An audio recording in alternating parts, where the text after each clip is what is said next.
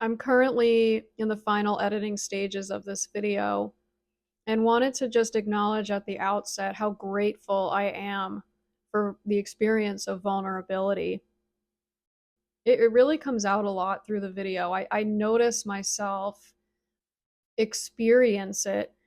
I don't want to say more so than other videos because I have experienced the sense of vulnerability in other videos, but it just feels so acutely present in the current experience and the experience of compiling this video and even in the recordings of the video that I feel a gravitation toward acknowledging it, and I'm continuing to experience it outside of filming. And vulnerability is an experience that I have shied away from and still do have a tendency to shy away from. It's almost as though it's my sort of default defense mechanism is to shy away from the experience of what it is to feel vulnerable.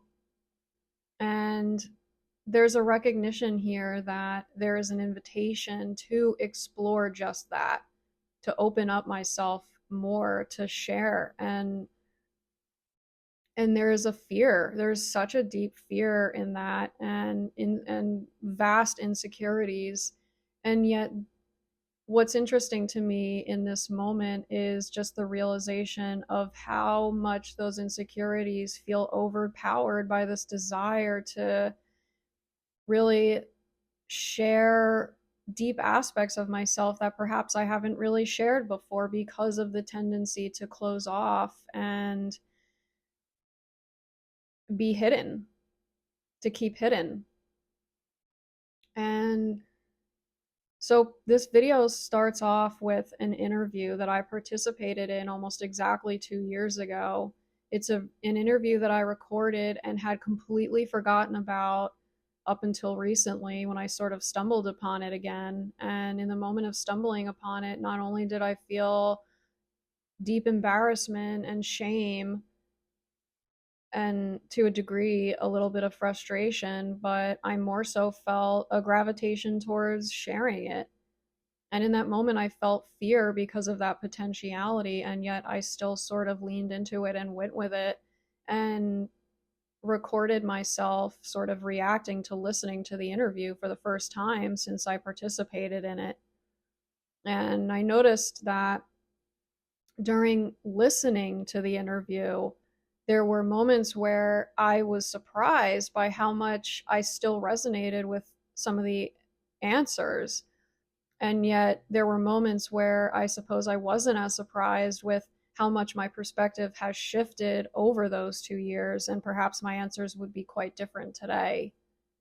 So this is just an acknowledgement of the experience I'm currently having with the invitation to be more vulnerable, very deeply vulnerable. And even though there is fear, there is more so love.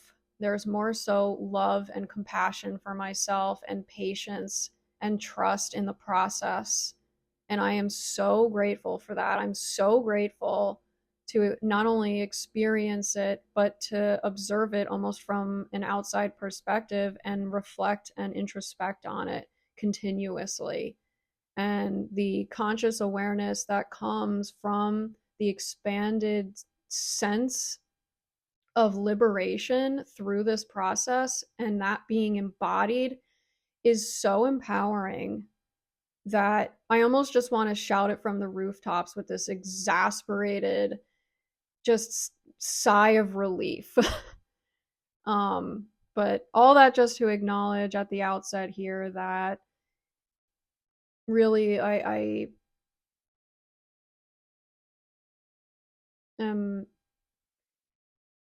more at peace than I have been with the experience of vulnerability, and really feeling excited to see how much more vulnerable I can get. So here we go. Hello. Hello, Bethany. How are you? I'm doing pretty good. Happy Friday. How's everyone? So today, as I mentioned, is a preliminary interview.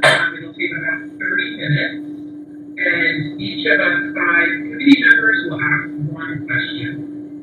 And then after each question, we welcome follow-up questions or conversation. And then we'll also leave time at the end for you to ask us any questions. Great. So, Samantha, I'm going to ask the first question. In your opinion, why is service learning important? It's a great question. Service learning to me is extremely important because it really draws attention to the impact we can have not only internally within ourselves as we're engaging with community, but to see the impact that that has on a broader scale outside of ourselves. And I think that that's absolutely huge, not only for our self-growth, but to really connect with others as we grow and to see their growth, I think facilitates such a beautiful experience. And there's honestly almost nothing better than that, to see how much impact one person can have, especially as a team, is stunning. And something in particular that drew me to this particular job was a lot of my own experience being in gratitude for all that I've learned through experiential learning. And I think life is an experiential learning process. So what really engaged me here was the amount of reflection that was encouraged within the words of the description. And so I could feel the energy just through the application itself. And so that was really enticing to me. It really felt like it was a fit. Great, thank you so much. Great, so my question is more about business development. So can you tell us about your experience in business development, and then how do you maintain those partnerships after you've established them? Another good question.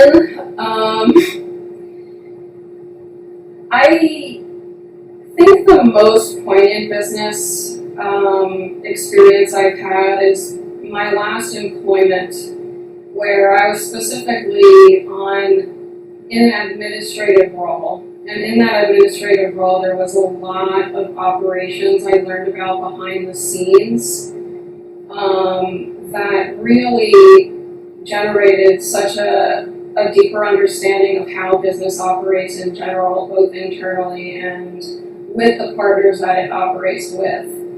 So in the role that I was particularly in, it was part of my duties to reach out to develop partnerships with vendors and specific supply chain partners. And so it was about in the development is not only the sort of feathering through what feels right for the company, knowing its operations, but also in being able to connect with the vendors to develop a really intimate connection. And so that kind of benefits both sides. And I'm sorry, I don't remember your last question. So how do you go about maintaining those partnerships once they've been established? Being myself, being friendly, being open, being transparent, being patient, being grateful for the service. Yeah. Thank you. That's a question. So, what have you experienced having had that makes you feel you would be a good fit for this opportunity? Connecting with others in various settings. I have varied in the contexts I've applied connection in. And I think that has given me a really broad understanding of the human condition. And so that to me has been the greatest part. Could you describe experiences you had working with diverse populations? And then what you learned working, what have you learned from those experiences? In my legal practice, there was a whole spectrum of individuals that I would work with, from diverse backgrounds, cultures, to diverse economic statuses. I have also worked with low-income clients prior to that experience when I was still in law school. Working in the cannabis field, there was a lot of diversity when it came to social and political issues. Cannabis can sometimes be considered a taboo subject, and so it was learning how to address diverse perspectives on a taboo issue, especially when it comes to mental health, and including people of color, specifically in justice-related issues around cannabis and crime. And then in my current role in a nonprofit, I deal a lot with diverse spiritual perspectives, and so that kind of runs the gamut of diversity.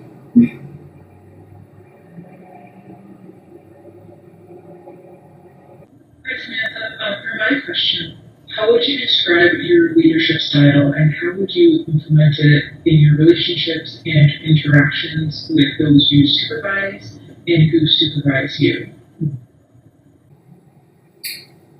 My leadership is involved, but also allows for space, for autonomy and sharing of different perspectives in a safe space. There's no judgment, there's no criticism, there's just an invitation to have open dialogue around new ideas, the status of certain projects, if there is help that is needed. I'm very supportive when it comes to any type of help that's needed. I'm very proactive in that sense. I appreciate support and I want to be supportive towards others. And so I'm going to ask the last question. In this position, you'll be balancing multiple responsibilities and working with a variety of stakeholders. How well do you manage multiple priorities and what motivates you to do your best work? One thing that motivates me is collaboration. What motivates me is passion, seeing others' passion, seeing others' drives to be efficient, to be caring, to be compassionate and innovative. I'm sorry, I don't remember the first part of your question. The first part was how do you handle the multiple responsibilities when you're working with a variety of stakeholders? I tend to address one thing at a time, prioritizing what seems most important in the moment, and I don't make that determination alone. I seek the influence of others to make that decision collaboratively, so that there's no apparent hierarchy. It's an equal sort of opportunity moment where all voices can be heard and what's felt as an appropriate decision in the moment is the direction that's taken. Great. Thank you, Samantha. Okay, Samantha, we invite you to ask us any questions you have. I do have a couple. So in this new role, let me see if I can word this correctly. Is there rigidity in the expectations of this role, or are you coming more from a fluid perspective? It's sort of organically kind of shaping as it's happening. Yeah, that's a great question. I think, we worked really hard on the job description, and it was a really exciting opportunity to kind of lay out what we imagine in this position as we grow. So I'm glad, it was cool you mentioned the job description itself felt to you really energetic and energized, because we really did put a lot of thought into that. So I would say within some structured goals and benchmarks, we have a lot of flexibility in how it shapes up. Yeah, I love that word benchmark. Great. Thank you. Another question I had was about me in particular. I'm curious what encouraged you about me, why you particularly wanted to interview me based on what you saw. Cool question. I'll let any of my colleagues jump in as well, because we obviously all reviewed your materials. I can answer first that, your cover letter and resume were well written and obviously represent a lot of really interesting professional experiences. So I was interested in all of the various experiences you've had and what perspectives you could bring. So I was really interested to get to know more about your experiences and how you think you apply your skills in this setting. Thank you. I think for me it was, you had a lot of self-reflection, a lot of, you mentioned where is it here in my notes? The spiritual perspectives, so the work that you had done in that organization or are doing with that organization. In career planning, I'm all about, hearing those transferable skills. I'd like to hear about how something from the past or different industry could transition into a new field. So. Yeah, thank you for that. That means a lot. I appreciate it.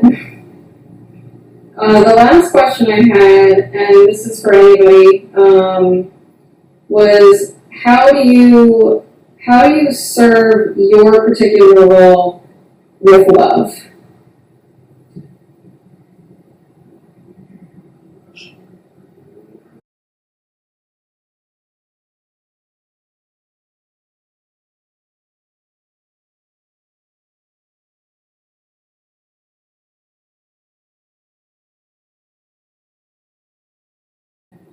Beautiful.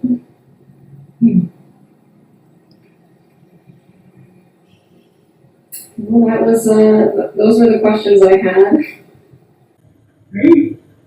I have a follow-up question, and sorry. I really want to know your answer to that question, Samantha. Well, it was interesting because my practice was predominantly divorce. So it was, how do you bring the love back into a situation where seemingly it's been lost? And the way that I approached it was always just with listening with an open heart. So listening without any preconceived notions of the circumstance that brought them there. So they sort of were coming to me and I was looking at them as though they were love. It hadn't been lost. And so that helped me reflect in that way towards myself too. So there was the self-love and there was also the love for whoever I was of service to in that moment. Thank you. Thank you. Thank you, Samantha. Great. Well, thank you for this great conversation. It was a pleasure to meet you. Generally speaking, it's interesting to observe and sort of witness the self, if you will,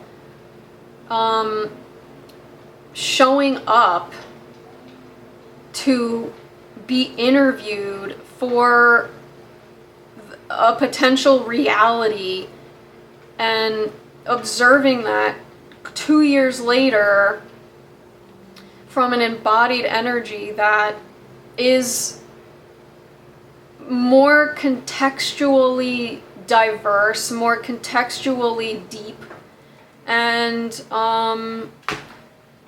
sort of in a just a different sort of experiential space.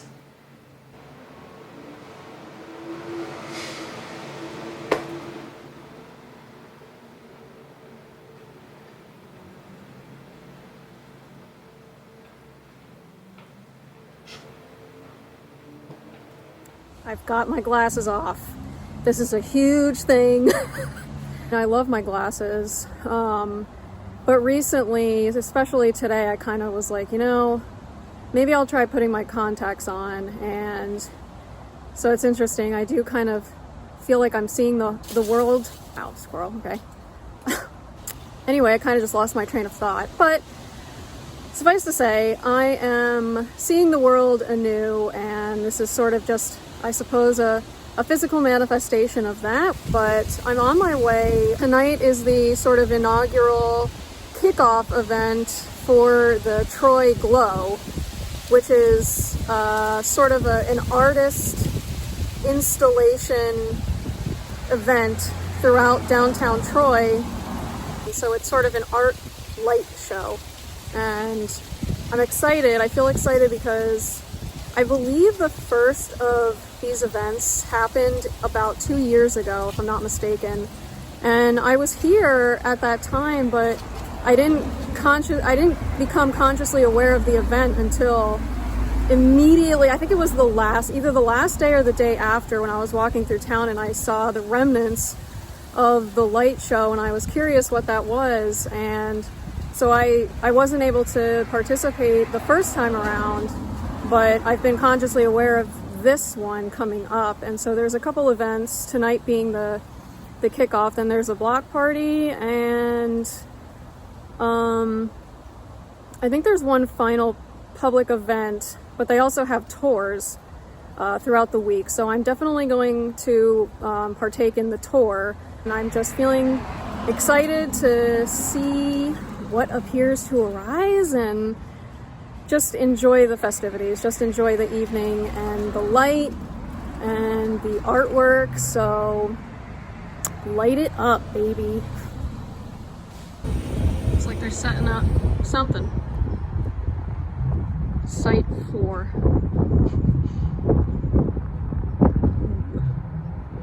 Wonder what it'll be.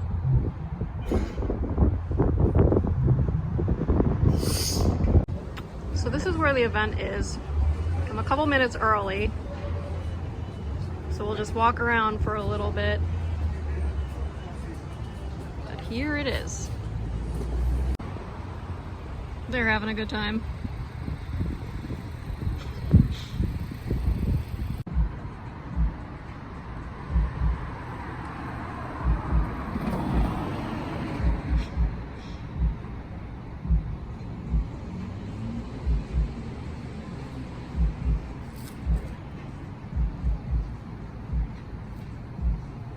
Bye. Made it inside.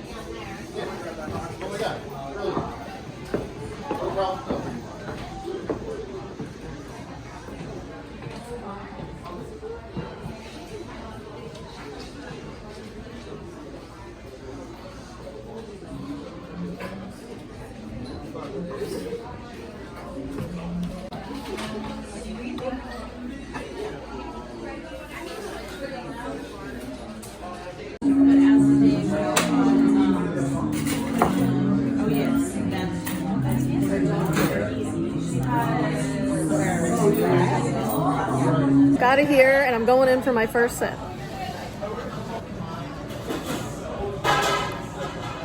Delicious. All right, I'm about halfway done-ish. Just kind of enjoying the vibe, enjoying the ambiance. Just kind of sitting here relaxing and sipping away. I'm actually wondering if I can just do anything. Nope. I don't know how to, oh, no, that's not what I want to do. I don't know how to flip it while it's still recording. Nope. Let's try.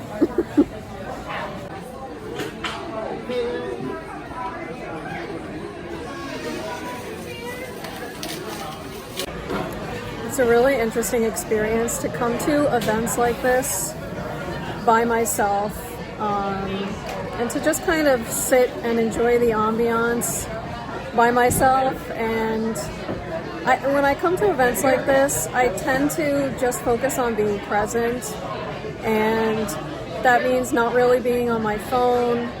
And so at times it can feel a bit awkward just kind of sitting by myself at somewhat of a social event, not really on my phone.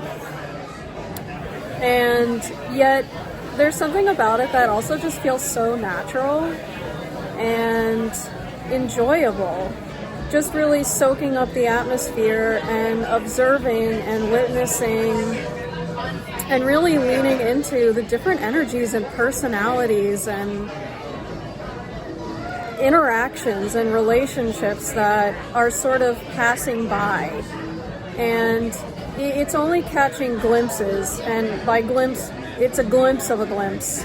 And I don't mean that in an intrusive sense. The intention is not to be intrusive. It's more just a sort of observance, and it's an observance without judgment. It's just an observance in and of itself. And I find that when I am observing in such a way and just in presence in myself, I just kind of find that there's a sort of organic feeling peace and calm and relaxation. And I find it kind of funny, the awkwardness that sometimes I do still tend to feel, and yet simultaneously I feel very relaxed and very natural, and I don't know, kind of blending in, and yet I don't know if I'd say standing out, because that does tend to sound a bit arrogant is not the right word, but I don't mean it in a sense of, oh, look at me. I just mean it in a sense of there's no one sitting around me. I'm literally by myself on this corner of couch. The corner of couches here. It's not a particularly crowded room, and it's just noticeable. So it's interesting to be in a sort of social setting where there are interactions happening and relationships being glimpsed, and yet I'm sort of sitting here in solitude and just kind of observing. So it's just a really interesting experience. Come to an event by myself, especially a social event, where it's sort of intended that there be networking and just conversation, and it's not that I'm not having conversation, because I was having a very enjoyable conversation here not too long ago with Tyler, who had a lot of influence with marketing this event. And so I was talking to him for quite some time about marketing, and I was talking to him about his artwork that he's involved with. I don't believe he is an artist showcasing in this event, but he is an artist who has showcased in a gallery and is an RPI graduate from Troy here. And so that was very interesting to listen to. I love it when someone just comes up to me and with the intention and desire to converse. That's awesome, and I would love it if that happened more. And it's something that I'm processing and working on for myself, to do that more, where I initiate conversation and I go up to people. And so it's something I'm processing and aware of very consciously. And so anyway, it's just quite the interesting experience that I'm cheersing myself for, and grateful for the experience, grateful for the light and the beauty and the just overall atmosphere. It's really nice to lean into, and very enjoyable. So thank you to everyone, and cheers. I probably sat on that couch for, I'd say, a little over an hour, just kind of slowly sipping on the cocktail and enjoying my time. And afterward, I got up and went into the dining room area, where they had some little hors d'oeuvres, and enjoyed another nice conversation there with Nicole. It was so nice to, I don't know, there was something about that. There was almost this feeling of liberation that I was experiencing amidst the calm and peace that I sort of spoke on a little bit. Just a feeling of liberation. And I really believe that this was probably one of the first times that I've recorded myself in sort of a selfie position, out in really a social setting. And the way that I've kind of been inaugurating myself into recording any film footage out in a public space has been through recordings that are not self-facing, but also don't really involve a lot of speech on my part. It's mostly silent, just recordings. And I do enjoy those type of recordings and still gravitate towards them pretty heavily. I think they say a lot just in and of themselves. It's just that this was really the first time that I more fully, presently, and intentionally engaged in that kind of filming. And it really stands out to me as, I guess I could use the word benchmark, in sort of the processing of just feeling a bit more, or embodying a sort of liberated sense of self, and embodying what it feels like to move beyond a lot of the insecurities and fears that have been in existence in the reality that was being perceived and lived and embodied for so many years. And it stands out to me so much because it just feels like a total contrast and a total sort of juxtaposition with a reality that I had been perceiving and living and embodying for so long. And this was sort of an initiation, I suppose, a bit of dipping my toes in the water. And I don't even know that that was an intention going into this night. It sort of just happened. It just sort of appeared to happen rather organically. I just kind of felt it in the moment and just went with it. And as I was recording, I felt a deeper sense of peace. I felt a deeper sense of relaxation and focus as I was recording, in a way that allowed me to just continue flowing with the thoughts that were coming through, sort of as opposed to a lot of times where I'm focused on the thoughts that are coming through while I'm recording, but there's also thoughts that tend to be a little bit more critical. And that's not to be critical of the critical thoughts. It's just to say that a lot of times the mind is sort of bouncing between thoughts, where this time it sort of kind of felt like it was immersed within the experience of thoughts that there was openness to just expressing. And so that sort of open throughway was a really great experience, and one that I really kind of want to do again and engage in more. So we'll see what happens, but yeah, really interesting. And I know I say that a lot, really interesting. I find I find a lot of things really interesting. But yeah, just wanted to acknowledge that. Christmas has come early to Troy.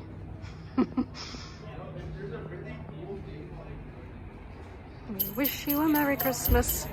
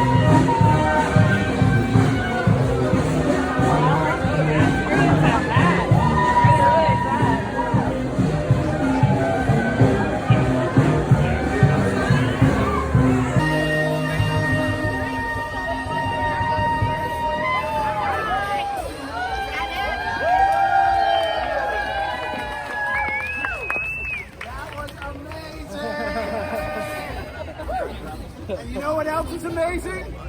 All the amazing lights for Troy Glow. And we bend it in specific ways to get these drawings. And that's why you have such a linear well, each one of them is a topography, so each topography plan dictates the drawing. And then like we project digital. So if you see like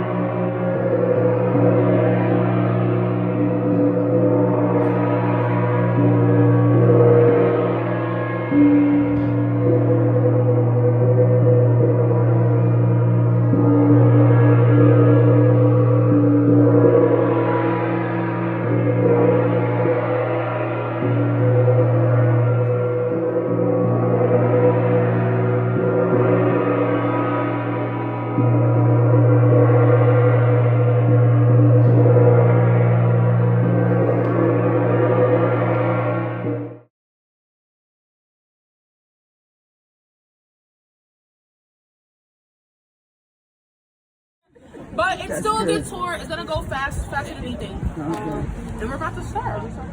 Let's start. I'm Jadiana. This is. I'm Tess. And we're going to be the ones leading your guys' tour. Don't try to go along too long for photos. You guys can always come back and take pictures.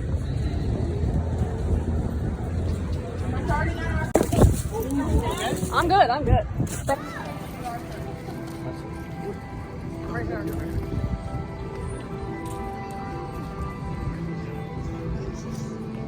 Make sure everybody gathers around. Music is extra loud today, but it's okay. So yes, this is Entanglement by Nate Moeller. He is an artist from Los Angeles. He's actually done this piece before in Los Angeles, and it only lasted 24 hours, of course, because it's LA. So a lot of people are wondering how is it still standing? So we have the goal of having it up for 5 days, and it has its own little like blanket that we put over. We also have people stand guard during the night when there's different shifts to make sure that it's being preserved. But the whole point of the piece is for it to melt. There is actually a few other blocks that were in the front here that have since melted, which is the point. The point that at some point things come to an end, right? And what's cool about this piece and also all the other pieces, you're gonna notice that a lot of the artists were playing off of the history of Troy, the architecture, the fabrics, anything, because there's only one artist who's actually a Troy native. Everybody else are from out of town, even out of the country. We have people as far as Brazil as one of our artists. So a lot of them, once they got their spot, and that process just went, whoever was like working with us and allowed us to put pieces up, we assigned those locations to our artists, and then they basically had to come up with whatever they wanted to come up. So since Nate has a history of doing like time-lapse pieces, perfect for this.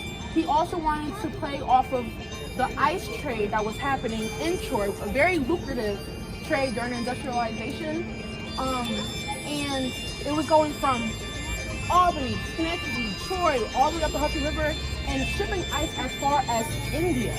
So there's definitely some pros and cons about industrialization. We're going to talk about both of those. Some of the ice that melted was put into a machine to shift all the air bubbles to last longer. Other ones were just regular ice blocks that were, frozen. So like I said, you could touch it, you could see right through it. It's kind of interesting because you usually think about how you can see through a mirror or a window, but seeing the difference between ice. So yes, you guys can absolutely touch it. You cannot lick it. I wouldn't recommend that. COVID is still a thing. It's supposed to be a piece about climate change. The idea that nothing lasts forever. And I think it's so interesting to have this piece right here in Monument Square, because right next to you have a call to arms, Troy's beautiful monument built in the 1890s, showing off what Troy's businessmen cared about at the time, which was, of course, remembering our war dead. There's 3 battles commemorated on it and a plaque to the enduring memory of all those who passed away for Troy. So you have enduring memory versus something that will not be here in 2 weeks. Yes. I'm even surprised that it's here right now. Troy is the perfect place for a light art festival. For many reasons, it glowed at night. One of the most famous is Troy burnt down. It burnt down right here up until Cafe Euphoria, where the fire was finally arrested. So we have ice and fire, ephemerality and memory. I think this piece is perfect for that. And we do encourage you to touch it, because its erosion is the point. It is cool, and it's also physically cool. Go and touch it.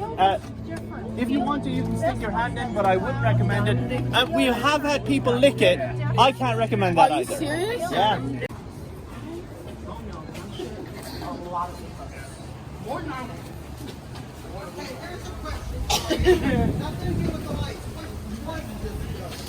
All right, so this is light spills right here at the Pioneer Bank. I'm sure a lot of you guys probably have never seen any art pieces in a bank before. So this is really like a limited edition thing right here, y'all. So this piece is by Carol Samuelson. She's an artist from New York City, and she's actually one of the artists that we knew off rip that we wanted to be a part of the show. So these pieces weren't necessarily made for Troy Glow like some of the other artists' works, but it was rearranged and put together to fit the theme of the tour. So right here we have 3 lovely light pieces. And what was interesting about this is that we originally wanted them to be a little bit lower, but what was the tea on that?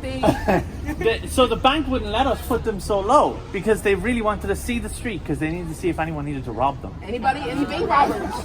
You know what I mean? So it was, we kind of had to beg for them to let us have this work in here. And I'm like, do you guys have any new people to open up some savings accounts or something? Like, this is a great advertisement. Please let us have our work. A lot of people were like, oh, were these symbols have something to do with the Irish population who were also really big during the mill trade in Troy? Ironically, no. But isn't that cool that you can still have your own perspective of things and tie it back into your own community? So that was really interesting. And these during the day, I feel like you can still very much see the art piece. I think it's still cool to look at during the day because the light bulbs are so saturated. But yeah, this is light spills, y'all. And I just love the sort of questions that this piece and other pieces ask of you. Yeah. They ask, what beauty are you overlooking? And in particular, this next piece is going to ask you that as well. Yes. So we're going to head on to our next piece. You can see it. Yes. Keep your eyes. Make sure you can see it. Make sure you can hear me. Again, I will try to project. Feel free to go across if you want to. But yeah, we're going to get started. So this is EOS. EOS is by Aurora Robson, who was based in Hudson Valley. She is originally from Toronto, Canada. And a lot of her pieces has to do with climate change, the environment, all those types of pollution, all the stuff that we do terribly to this earth. And a lot of her material is coming from the actual waste stream system in Hudson Valley. So she collects a lot of these materials that typically are being thrown away or, again, polluting the earth even more and creating something new out of it. But I am so sorry. What I love as an artist myself, I have real big admiration for any artist that can create work out of found objects. It really just shows that you can create work out of anything. You don't need to have, the most expensive pencil or something like that or material. You can quite literally go and get plastic that has been recycled and use it. So some of these components, and Tess mentioned it before, some of these, specifically the white parts of the piece, it's the orange parts, my bad. The orange parts, you may have seen these little roadblocks on the highway. A lot of times people crash into them, they're dented up. That's actually roadblocks that she incorporated into the piece. We also have waste bins from restaurants around the area. And then, like I said, other parts and materials from the waste stream. What was cool about her piece is that this piece is talking about, and let me get this because I usually have my other coworkers read this component. The title is Eos, and it's named after the Greek goddess of dawn, who drove her 2-horse chariot every morning to announce the arrival of her brother, the son of God, Helios, which is he couldn't do that himself, but that's beside that. I guess it doesn't matter. Family drama within Greek culture. That's not nothing new. Thank you. I went to school for it. You know what I mean? Yeah, but even though we have this background knowledge on the piece, she said that she loves when people has their own interpretation of the work. So when I first came in and I seen the piece, I'm thinking, oh, this is obviously a dragon. Then I was like, oh, this is obviously koi fish. Then I was like, is this fire? And honestly, I guess I was kind of hitting it closer and closer because we're talking about we're using these colors. I'm going off of what I know in my own knowledge. And being that the Troy Music Hall is currently under renovation because they don't have AC. Which is also funny. It's super freaking hot in there. So we're decorating this mid-century building from the 1970s and bringing it back to life by having this pretty sick piece that she created literally on site. Welded it, yeah. The materials actually has petroleum that's in the So it's actually one of the more considered safer materials to weld with, especially like whether you're indoors, outdoors. It's not toxic. See, the music hall is not built to great code, or at least was not when it was first built.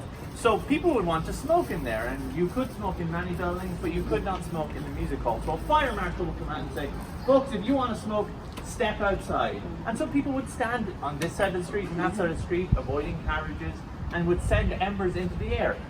Troy glows, just like it's glowing right now. Wow. I personally think that this piece really brings out. I don't like the booking office. I don't like the style of it. I love the way the music hall looks. Yeah. So I really hope they keep this permanent installation, just so it'll brighten up a bit. Just a little bit. And here. If I would, eh? Okay. Should we take a peek at it?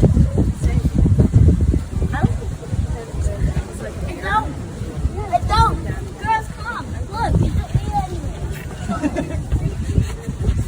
One, two, three. This is Culture Glow by Alyssa Iberia from Philadelphia. So the interesting thing about this piece is it talks about memory. It talks about relationship with memory, time, life, emotion. So when you start from the beginning, which is this kind of everlasting mirror, you look into it, you can't see yourself. And that's kind of the point. We're going day by day, not necessarily seeing ourselves within our memories or what we're capturing our day-to-day routine. And like a memory is everlasting. You know, there's so much that we don't know of that we can't remember, but it's still in our memory. So that when you come over here, we got what's this. We're so sure that this memory existed, that this is actually what happened. Whole time it didn't happen, because that's just sometimes is how memory works. Did I graduate college? I don't know, but I'm assuming it's somewhere out there, that knowledge. So it's all about that in-between process of figuring out how we can move forward within our memories and essentially our future and what that may hold and what that may look like for our memories. And at the end here, we got window games. Continuing your future, but also understanding that all of this is connected. There are times where we're just going through life. There's times where we get stuck. We're not sure, but at the end of the day, there is always a gate for us to enter. So what's interesting about this piece too is that the artist's original idea kind of was delayed. Her mother was sick, so it kind of changed a little bit, but we're so grateful for her to be able to still be part of the show. So this piece, obviously the artist is from Philadelphia. Troy and Philadelphia have a huge interconnected history. In fact, Troy's city plan is based on the city plan of Philadelphia, except with 10 feet wider streets, because they thought that Troy should be a center of industry. And this foresight led to Troy being as big as it was, in my opinion. It always seems to be this thing of an interplay of ideas. I mean, Philadelphia was the first city in the eastern United States to have cast iron pipes for their water. Troy was the second. I love this piece in particular at the end, because those grates, that Empire style grate, you can see around all the houses in Troy. Keep an eye out for designs like that. And as you pointed out, a lot of this is bent. How much of our memory warps when we think about it? Could you remember exactly what we said about one of our previous pieces? No, you get the idea, you get the feeling of it, because feeling endures.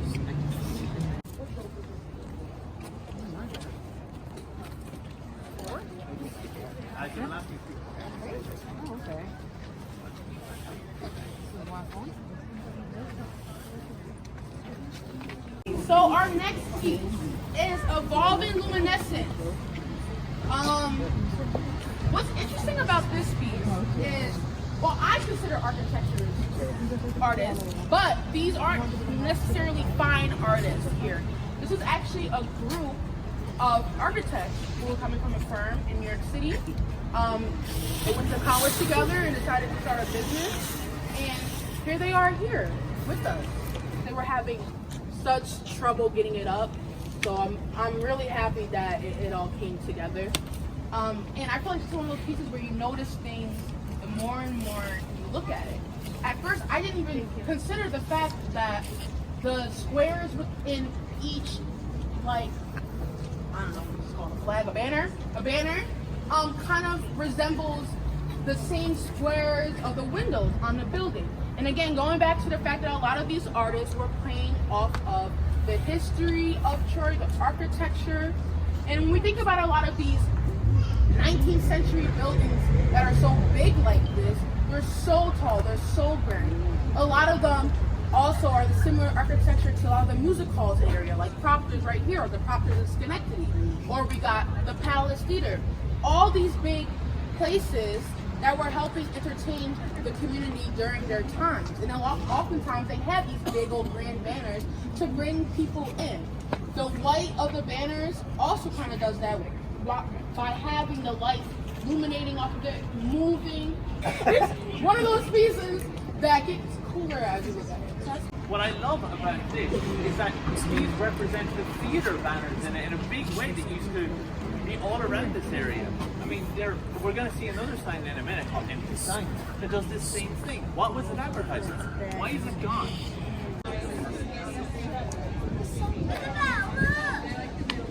That's just... That's my favorite too. I don't know if you guys just mentioned a little artist goes into the community and gets to know the community, and that's exactly. So if you guys actually get underneath the piece, don't stand on the sideline, get underneath it. Feel free to get under. This is one of those pieces that depending on where you stand, it changes, it alters a little bit, and it plays with your perception. So please, come in. I'm jealous of everybody who has white on right now.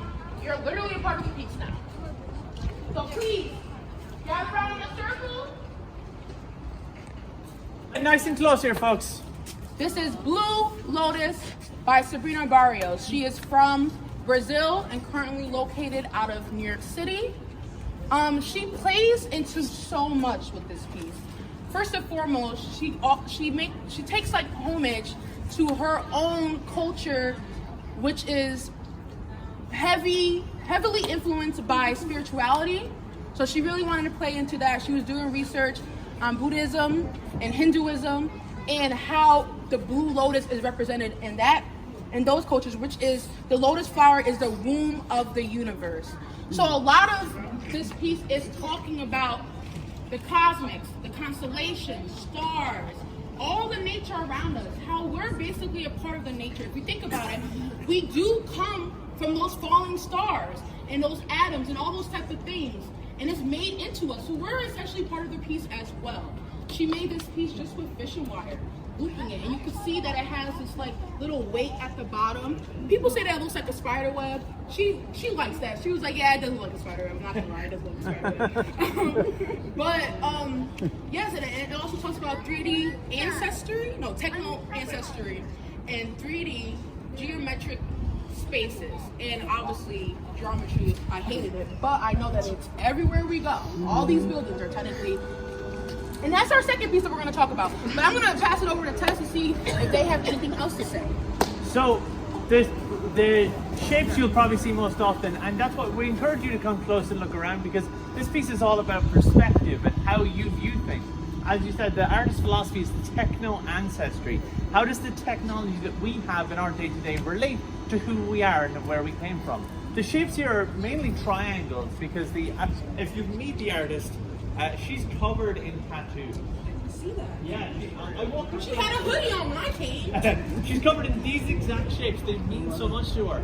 A triangle pointing down is femininity, an arrow pointing up is masculinity. Together, they form harmony between the earth and the sky. It's these questions and the perspective that asks you, like, who you are with your phones in your hand. We gave you little glow sticks tonight. Like, what does that mean for you? You're more visible at nighttime.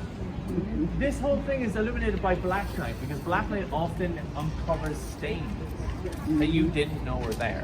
Here we're going to talk, you do a little turny-whirny over to our next piece, which is Empty Signs by Adam Ferland. So this piece existed, well, it was part of Troy Globe from 2022, I believe. I heard, I don't know if this is true, I heard that a truck ran into it. Yep, that's true. Truck ran into the original piece, so it had to be recreated, and then we brought it and we made it a permanent installation for the Art Center. And you'll notice that it plays music. It's very interactive. And it's something that you'll notice even in the daylight, you know, because of the shade. I was talking about how when you think of a lot of inner city areas like Troy, like Albany, like Schenectady, we oftentimes have these big type of boards or lights or signs to advertise, to come here, to spend your money, all that type of good stuff. So it's kind of playing into the idea of what used to be here, questioning that, and what will soon be there. And you guys can fill in the blanks. What do you think will be in those signs 20, 30, 50 years from now? Or will it ever exist, you know, during those times? So Tess is going to join in. So these signs in particular could not be better placed. Down here by the waterfront, as you know now if you're a native to Troy, is a park. It's a lovely park you can walk. But that was not always the case. This was the site of warehouses and pubs. We used to have a lot of people. It is really performing. I've never seen it. It's great. There used to be a lot of public houses that sailors would come back from their journeys and would get drunk. Those signs reference an industry that was no longer there, purely by accident. As we said, it was over by Clark's house. This was actually the piece that led me to volunteer for the festival, because I went into the art centre and said, hey, your signs are broken. It's supposed to be advertised there. They pointed out very gently to me that no, that was an intentional thing. It was called public art. And I was like, okay, well, I'm interested in seeing what this is about. I've never seen it be this active before. I love how all of the pieces we've talked about discuss this feeling of memory. It's almost sad if you listen to the sound, right? It's almost like a funeral dirge. Oh, jeez. Oh, no, yeah. Someone said it sounds like a pinball machine. Yeah, you don't often find pinball machines in these Dave and Buster's. It sounds like Simon Says when you push the colors. Yeah. And I can hear this. Oh, really? And the first night I'm like, where does this go again?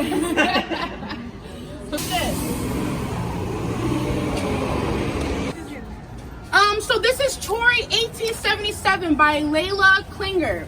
So she's currently based in New York City. And like I said, she's one of those artists, well, there's a lot of artists, that were doing research on Troy before they install their piece.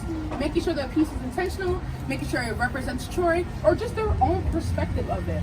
So when she found out that her piece was going to be in an antique shop, in the windows of an antique shop, she started doing research on Troy. She actually ended up coming across, through the antique shop, an old map of Troy from 1877. So that she came up with the idea of creating a map, remaking that exact map, but having the LED lights change in different sequence. It's about I believe it's about a 10-minute like show that's technically happened with these lights, and it basically talks about that beginning map of Troy and how it started to evolve, it started to change throughout the time. Troy, the shape of it has been pretty much the same for almost 200 something years, but you'll see that each light kind of indicates something else. Like over here, we have, this is Green Island, right? Is that what it's called? I'm not from Troy, I don't know. Green Island, right? And then right in this empty space is the Hudson River. You see the bridges where they cross. And all this is made out of L wire. So she quite literally was twisting these wires very intentional, of following a certain pattern, a certain grid to keep up with the shape of the map. Tess, do you have anything to add on? What I love about this piece is how it accidentally steps on a little bit of history. The top of this map features some of Lansingburg in a map of Troy. So those Lansingburg is now a suburb north of Troy, but for decades Lansingburg was a rival town. Troy became so prosperous and industrious that Rensselaer County was looking for a new county seat, and they said to Lansingburg and Troy, whichever one of you can raise enough money to build a new courthouse and a new county seat, you'll be the seat of Rensselaer County and you'll probably become a city. Lansingburg thought, we have this in the bag, we have way more people. And then Troy's merchants came along and spent almost 2 times the amount necessary. The fact that Lansingburgh is featured on this piece would have caused uproar. Another fun fact is that Starbuck Island, as you can see in Green Island, those were not always the name. Starbuck Island used to be called Fish Island, which is less enticing if you're going to live on Fish Island. I really love the construction of this piece, and I really love how it seemingly goes through all the eras and histories of Troy as well. So with all of the facts that I've been telling you this night, this is one of my favorites. Yes. On a room, I had Ugg boots on and leg warmers and a skirt. But that just proves that you can make art wearing anything or nothing at all. That's really a prerogative. I don't really know. But yes, this piece right here is called Beacon by Jason Peter. And what's interesting is you can see this piece during the day. One of the things you can see during the day, you're going over that bridge over there. And it's typically white during the day. And then obviously the light show is at night. What I've noticed is that every night he kind of changes the sequence of the lighting. He adds different colors, or he doesn't add any color. And it kind of stays black for a little bit and then it starts lighting up. But also when we think of a lot of these buildings that are here in Troy, those are usually vacant.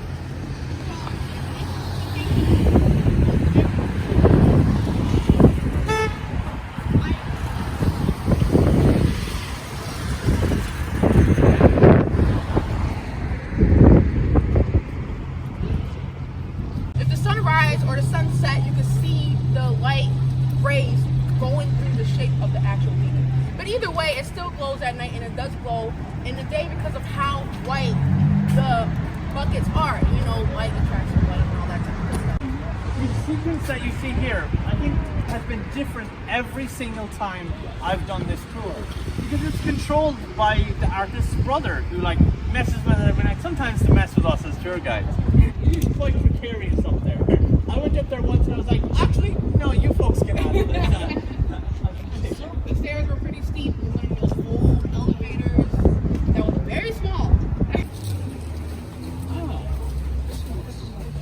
Oh, jeez. So this is our last piece for Troy Glow. I want you guys to gather on here every side of the, whatever this is, the vicinity of the piece. And we'll get to talking.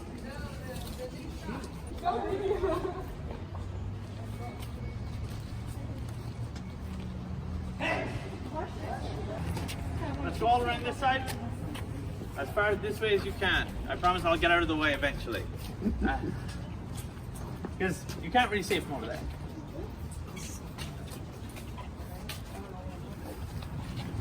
Okay, so this is a pretty simple name, Light Work. And it's by Nathan DeCon Furtado.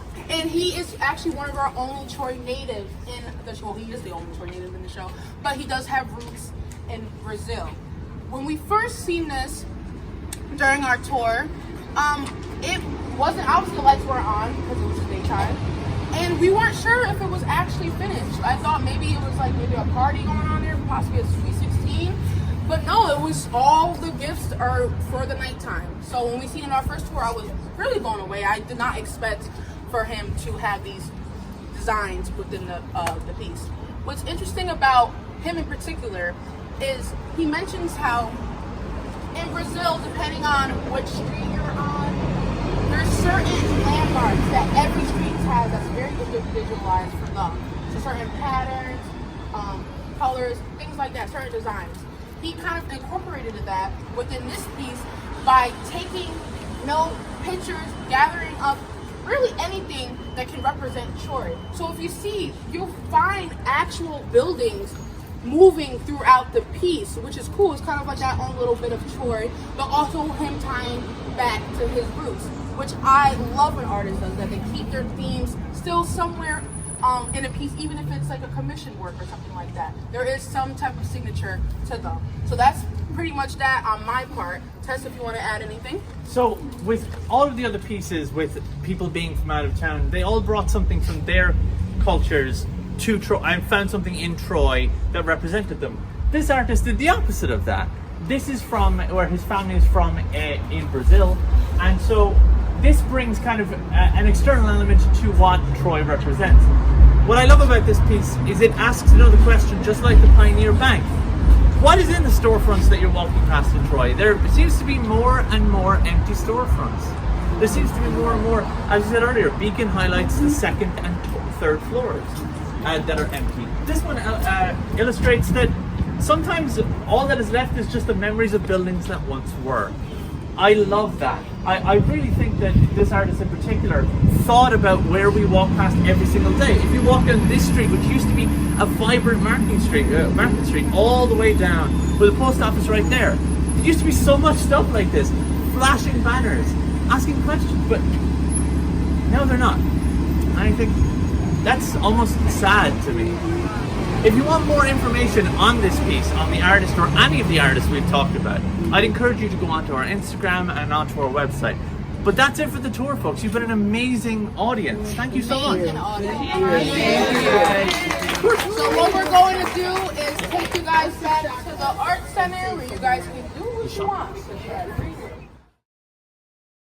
Every time I watch back the footage of the Troy Glow tour, it puts a smile on my face, and I think that that just speaks volumes for all of the work and time and energy and intention that went into putting this together. And so I just want to acknowledge how grateful I am and appreciative for all of that. I chose to attend the tour on November 5th specifically because it felt like such an appropriate time to illuminate the night. Experience illumination within the darkness. And I don't even necessarily mean darkness in a negative sense. Darkness has magic in it. And it can at times feel very scary and uncertain. And yet this illumination, the illumination really represented what's possible and the diversity and the creativity in what's possible to be seen in the dark, that can be seen in the dark nonetheless, even amidst the darkness, to be able to find creative ways to creatively see the light, to diversely and creatively see the light. And that doesn't mean that the light is better than the dark. The dark and the light are both beautiful in their own ways, and in the same ways. It's the voice of Troy speaking uniquely through individual, unique expressions, if you will, that although the majority of them, I came to find out, don't reside within Troy, perhaps don't have a personal connection to Troy other than housing these beautiful art pieces here, there still is a voice of Troy that speaks so loudly in terms of its depth. The amount of depth that was brought to this tour and the amount of depth that was felt in this tour is palpable and tremendous. There's a lot of messaging behind the art pieces, not only just the history of Troy, but it goes broader than that into the globe and our place within it, and expressing that, expressing how we feel in relationship to the globe, in relationships, and the experiences that we have, and how that shows up through art. And it's lovely.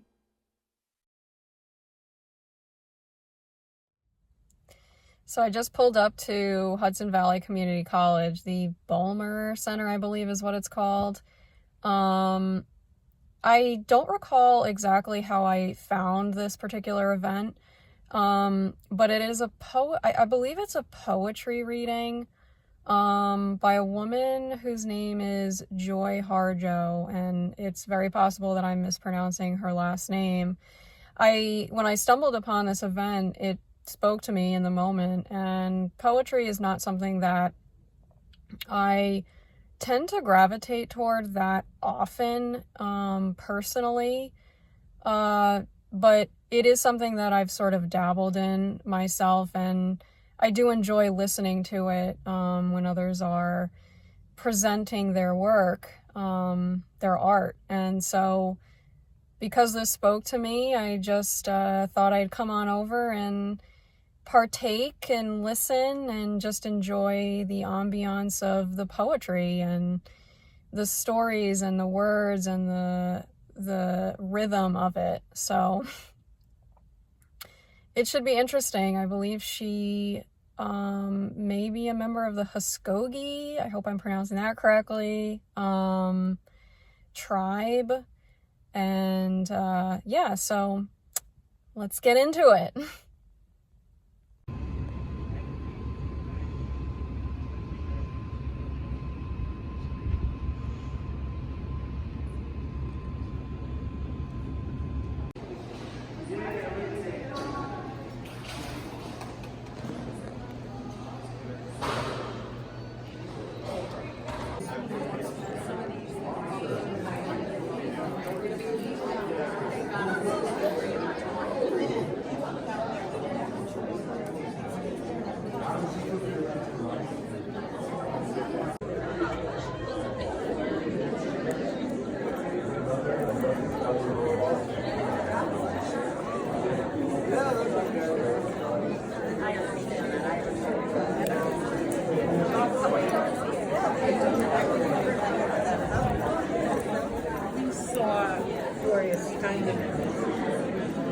Is anybody sitting there?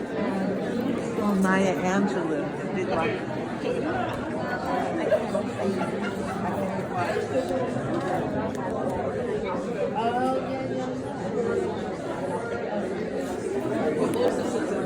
I'm Tony Plesky, Department Chair of English, Foreign Language, and English as a Second Language here at the college.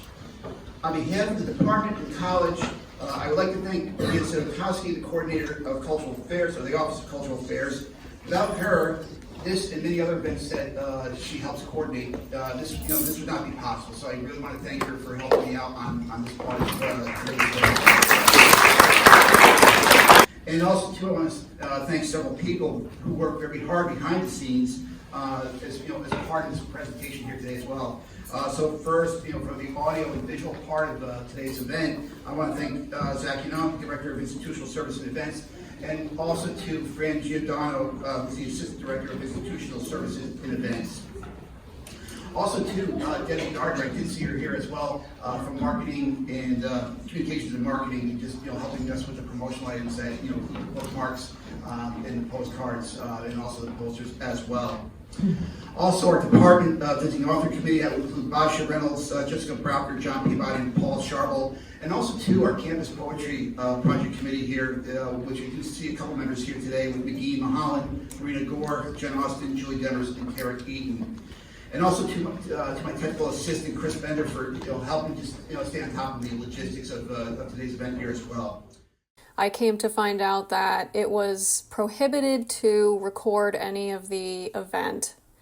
So I was unable to film any further into the readings by Joy, but I do want to say at the outset that it was fantastic. I had never experienced her work before, but it also, just like with the Troy Art Glow Festival, had such a depth to it that the energetic feeling and the sensations could be felt throughout the body so intensely, and it really was so beautiful.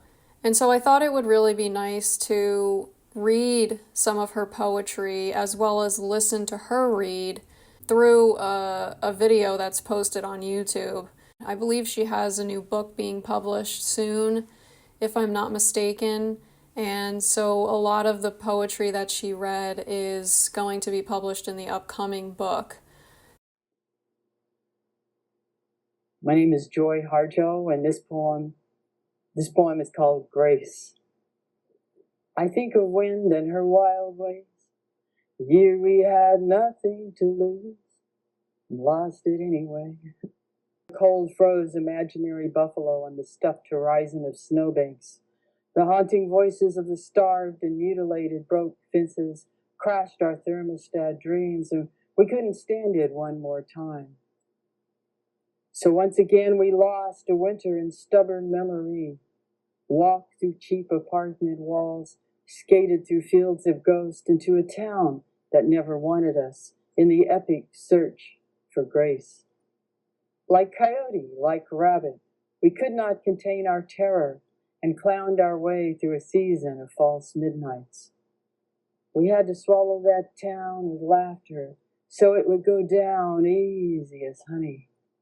And one morning, as the sun struggled to break ice and our dreams had found us with coffee and pancakes in a truck stop along Highway 80, we found Grace. I could say Grace was a woman with time on her hands, or a white buffalo escaped from memory. But in that dingy light, it was a promise of balance. We once again understood the talk of animals, and spring was lean and hungry with the hope of children and corn. I would like to say with Grace we picked ourselves up and walked into the spring thaw. We didn't. The next season was worse. You went home to Leech Lake to work with the tribe, and I went south and wind. I am still crazy. I know there is something larger than the memory of a dispossessed people. We have seen it. This poem that came through Joy is titled, Don't Bother the Earth Spirit. Don't bother the Earth Spirit who lives here. She is working on a story. It is the oldest story in the world, and it is delicate, changing. If she sees you watching, she will invite you in for coffee, give you warm bread, and you will be obligated to stay and listen. But this is no ordinary story. You will have to endure earthquakes, lightning, the deaths of all those you love, the most blinding beauty. It's a story so compelling, you may never want to leave. This is how she traps you. See that stone finger over there? That is the only one who ever escaped. This poem that came through Joy is titled, She Had Some Horses. She had horses who were bodies of sand. She had horses who were maps drawn of blood.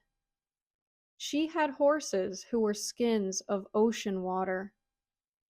She had horses who were the blue air of sky. She had horses who were fur and teeth. She had horses who were clay and would break.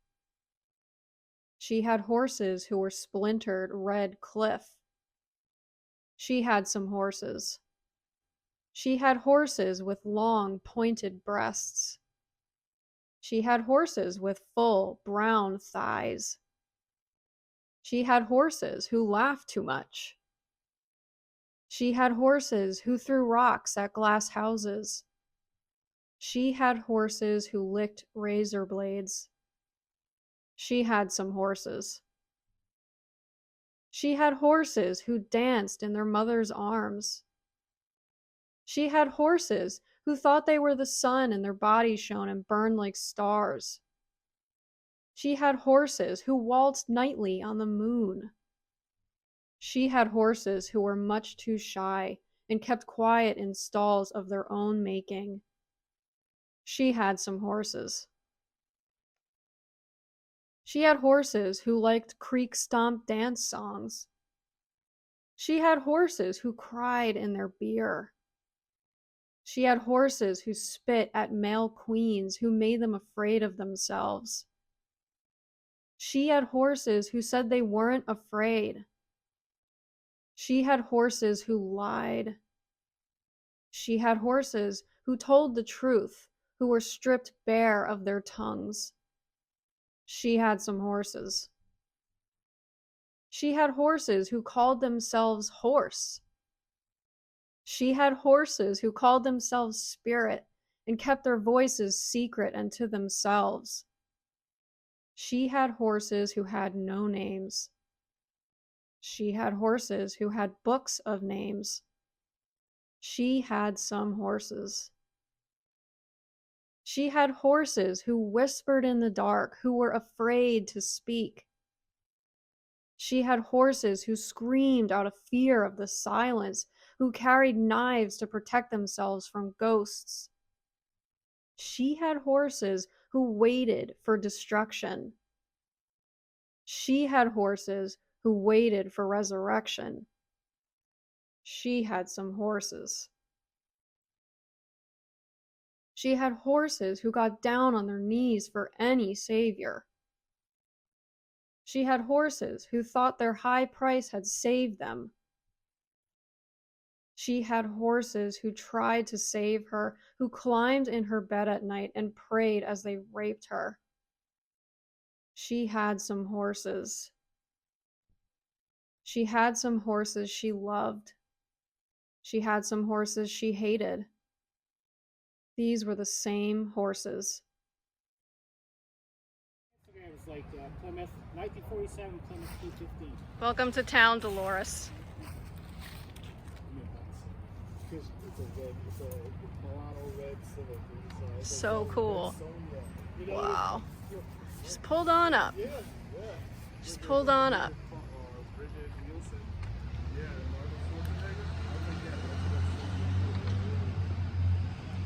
Really cool.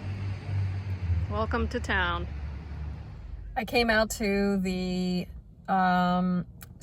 Imagine 787 presentation at the, I think it might be at the Albany Public Library, although that might be inaccurate. It's 105 Schuyler Road, Street, or Avenue, one of the three.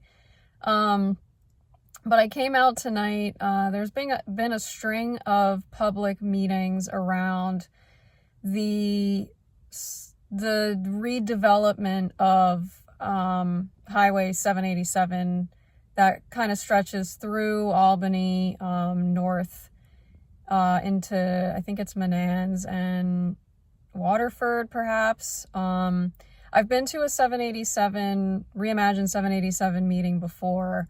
This goes back months and months. And I imagine that tonight's event will be somewhat similar, where they are presenting options for the redevelopment. They're still in the initial sort of public input stages, and although I imagine there will also be public input throughout the project's development, but it's still in its sort of initial phases. And this is an interesting project that I've kind of been following on the sidelines. It was interesting when I first became consciously aware of it going back months ago, because I remember having a thought about why, I guess it was a thought, it was a curiosity and a wonder, because of its, I'm going to use the word limitation, in scope. And what I mean by that is the connection that 787 has to the surrounding communities. I just found it rather odd, a rather odd configuration, and was sort of questioning why it needed to exist at all. And that was more just a curiosity on my end, considering I believe there's another, it's not a major highway, but it is another, I don't know if it's considered or qualified in technicality as a thoroughfare. I don't know. I'll have to go look at the map, but there's another road that I believe is, I say heavily trafficked, but it's not, 65 miles an hour. But anyway, I just found it really curious why 787 needed to exist at all, and then come to find out that there's a proposed redevelopment of the sort of entire highway and how it's configured specifically in the heart of downtown Albany, but I suppose just in general. And so it's something that I have been following, kind of been tracking, and so it'll be interesting to see what options are proposed tonight, because I believe the first time I went to one of these meetings, there were 9 or 10, and that also might be inaccurate, but there were a bunch of options, and it sort of felt overwhelming in the moment to be looking at all these options. And I'm not terribly familiar with Albany and the streets and its layouts, so it'll be interesting. I think tonight there might be 3 proposals that are sort of still on the table and kind of being prioritized, so it'll be interesting. Curious to see if anything comes through, just in thought, and perhaps inviting exploration either during or after. So we'll see what's happening, what's appearing to happen. So part of the reason I wanted to come to this particular Imagine 787 meeting was because of this building. It says on the outside, above the door there, Albany Public Library. I do kind of have a feeling that it's not, well, I guess I see books in there. I was going to say it might not be operational as a library anymore, but it does seem that there are books inside. So that's really cool. I did find this building when I was looking on Google Maps really cool, really interesting. I don't know the year it was erected, but I also really liked how there was still some exposed brick on the street here. And this is Schuyler Street right here. So there's another really old building up on the hill there. I can't really see what that may be. It looks closed off at the moment, but it does look like another really unique older structure. Oh, there's a cat. There's a cat up there. Kid. What you doing? What you doing? Oh, okay. I'll leave you to your privacy.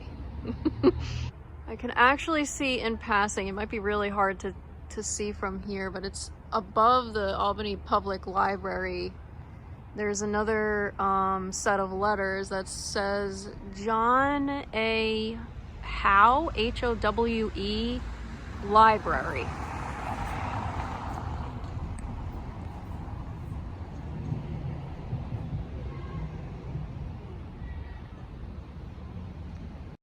I just want to quickly throw in a couple snippets of information I grabbed from the AI overview in Google, through a Google search, and it says here, the John A. Howe branch of the Albany Public Library is the oldest continuously operating library in Albany, New York.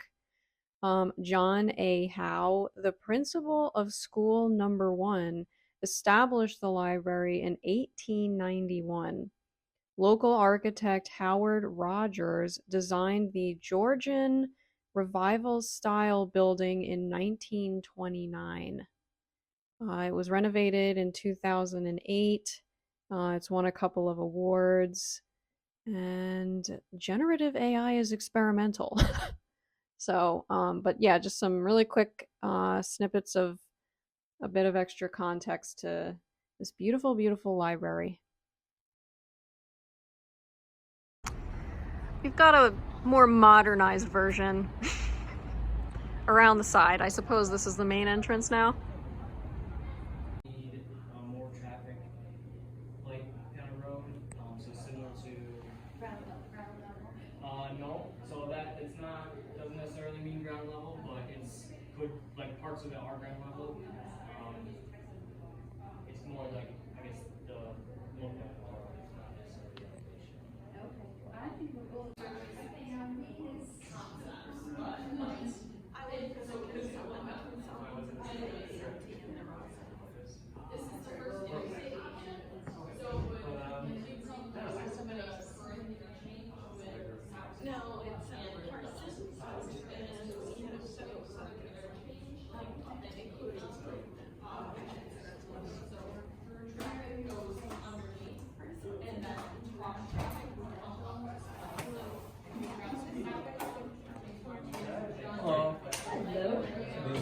These guys are all available online?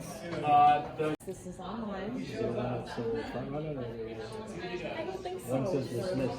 Yeah, so there are some that we've dismissed. A few different ones, yeah. All the ones on that board there, it says to be dismissed. But everything else is, yes, it's a lie.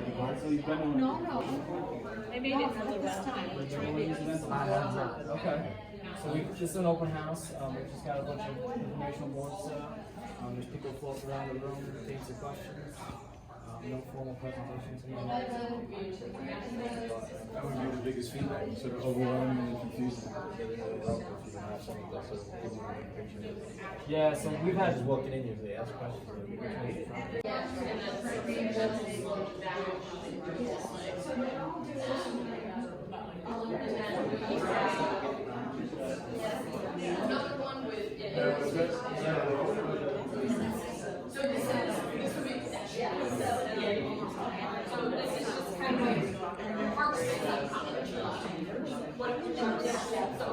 That's for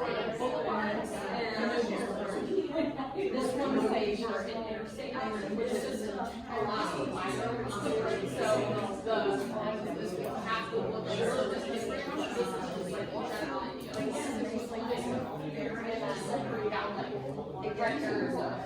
how the water and kind of function. This is and then we also have ones down in the pasture neighborhood, so they smell just to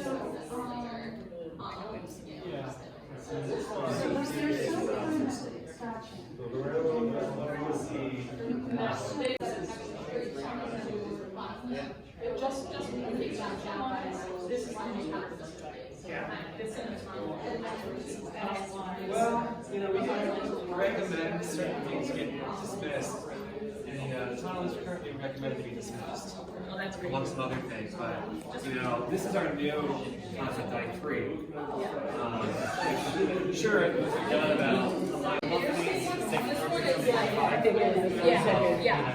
So with this one, it makes the interchange with the done and hospital. Interchange. It's similar to exit 6 where traffic flows underneath. So if we have an all-way stop there, obviously it's a few things. An all-way stop generally needs balanced traffic on all approaches. Think about a rotary instead, which isn't a stop, which actually would be less constricted. It would be safer for pedestrians and safer for bicyclists. That's more what I'm thinking. A used four-way stop is just another example. Ideally,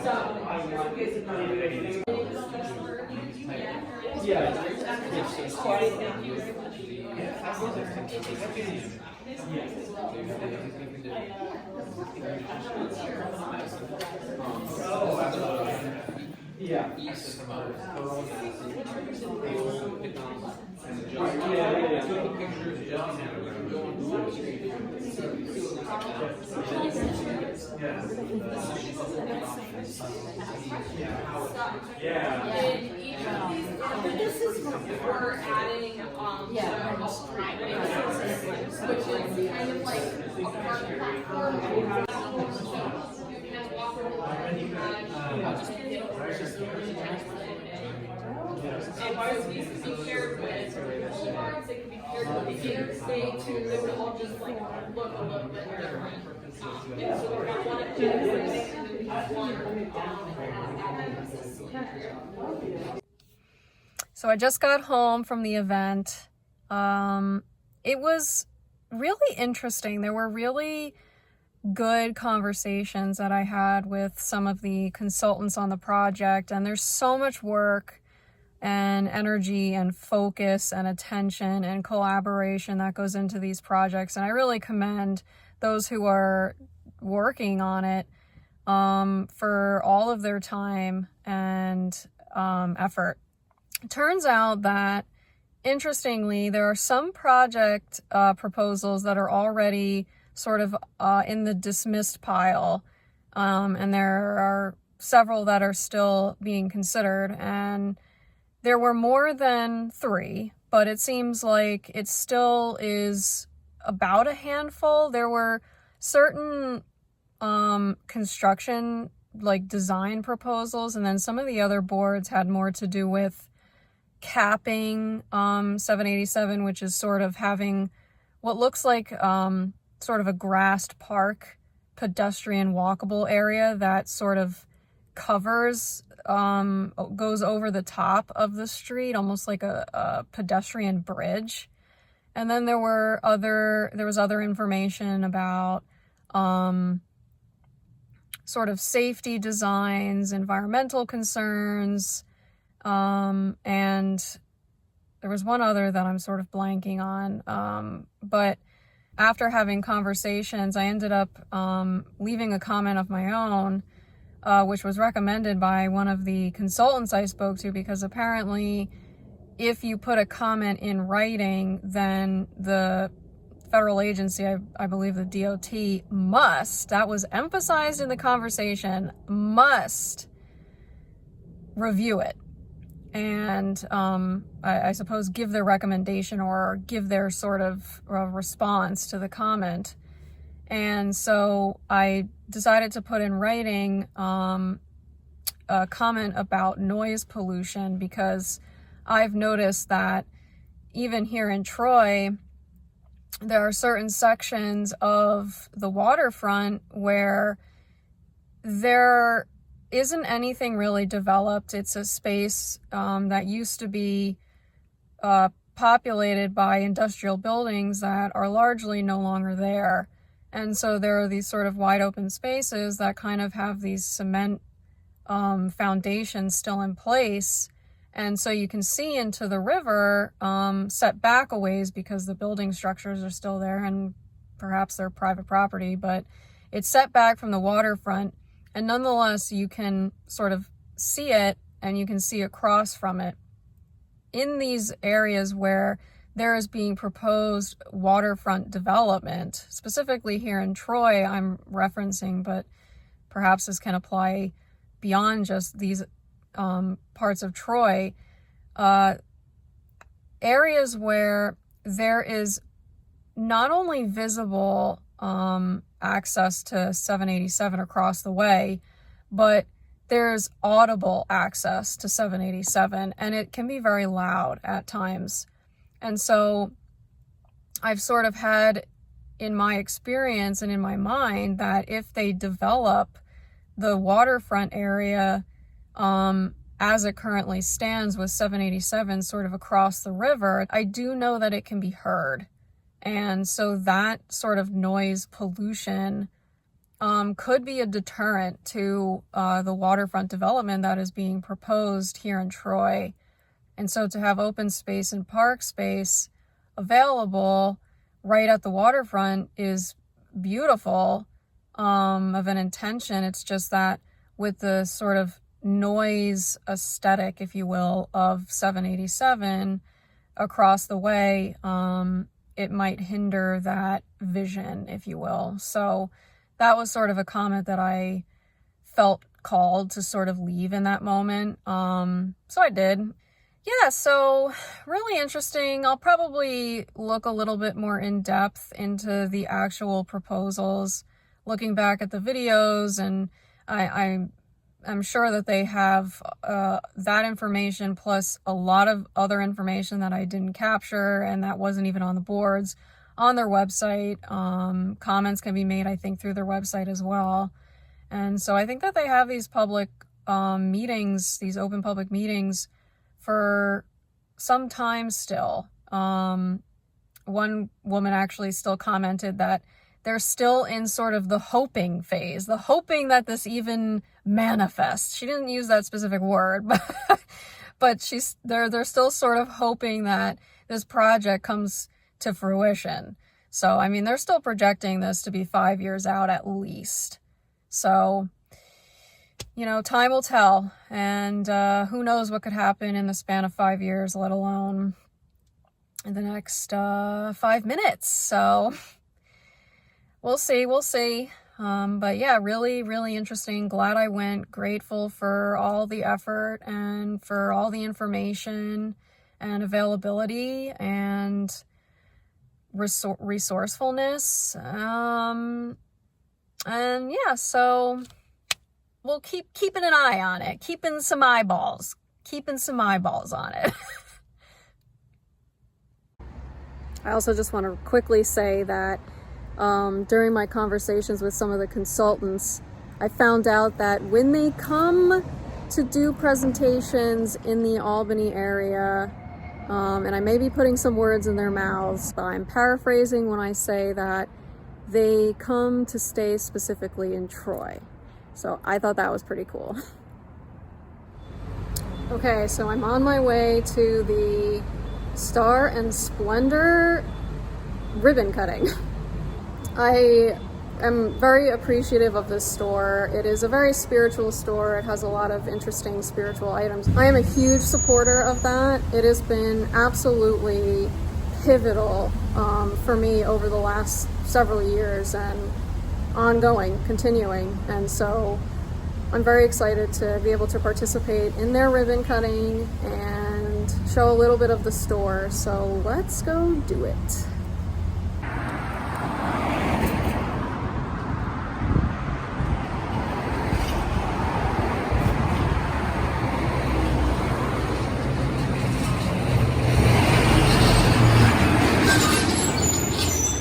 Slightly loud, but here it is. Made it. Opposite side.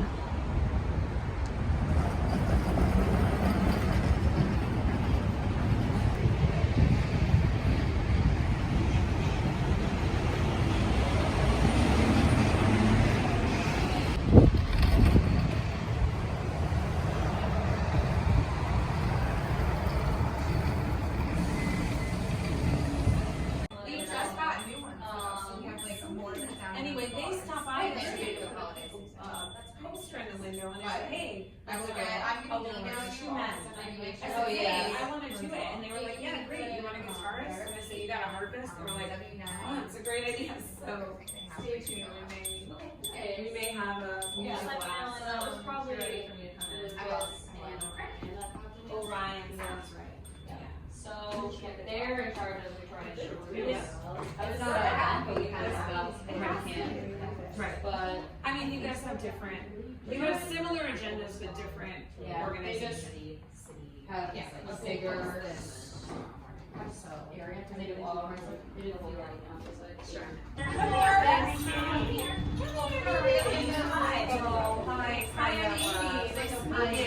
First time meeting you. I love your pose. This is Dessa, sweetheart. Dessa with a B or a S? Okay, B. That's I love it. So it means spring. It's a Slavic name. Okay. Yeah. I love it. She's still a puppet. She's still very old.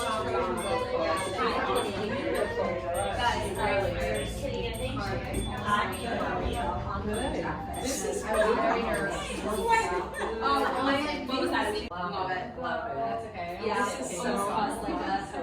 I sent you guys after the scooter that you guys had. Oh, David, yeah. And I was like, very nice. Right now. Right now. Oh, happy kitty. We were on the scooters. Yeah. You guys put across the street like, oh, you know where that's from? That's from Shakespeare Company in England, or sorry, in France. There's that famous book. Oh yeah, she's and written around the door is that she's doing it all the time. We're getting another one for the other side. I love it. This is so proud. Yeah, it's a great city. And actually, I work but I've been watching it was. we walked by, you weren't open, and I'm looking in the window, I'm like, this is awesome.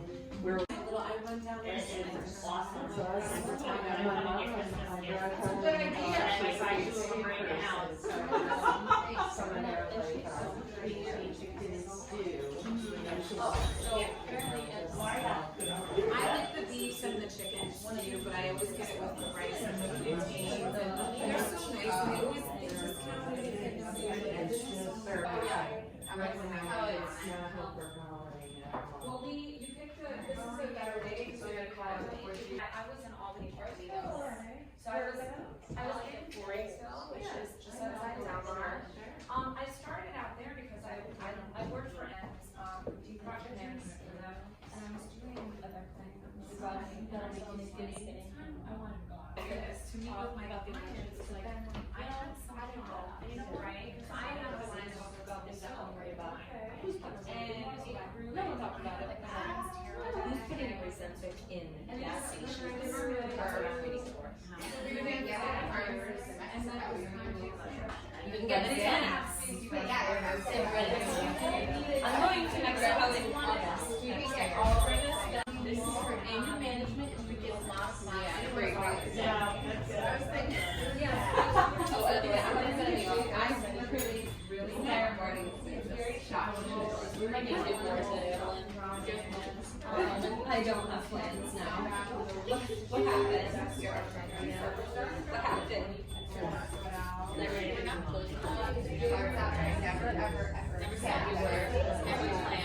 Never a plan. Yeah, no, she thought she is doing fire. And I heard that she is. She wants to. I do create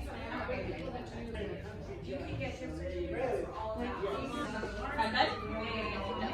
Yeah, I think if we send you yeah. So for the tarot, it's a Venetian, but the keys on the tarot are really old, and they represent sort of like yes, you can, but also the evolution of these wonderful rifles. Don't know if we are there yet, but what time shall we make for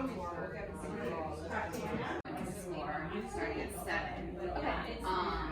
So let's plan to be there by 4. Before drive 5. Start center? No, so next. Oh, yeah. Yes. The next spot. Yep. Come on, Dad. You gotta have mom and dad. I look like I'm coming out of the backwoods, so. You got backup sisters? Yeah, I know. I'm not gonna wear my. Do we want a bigger piece?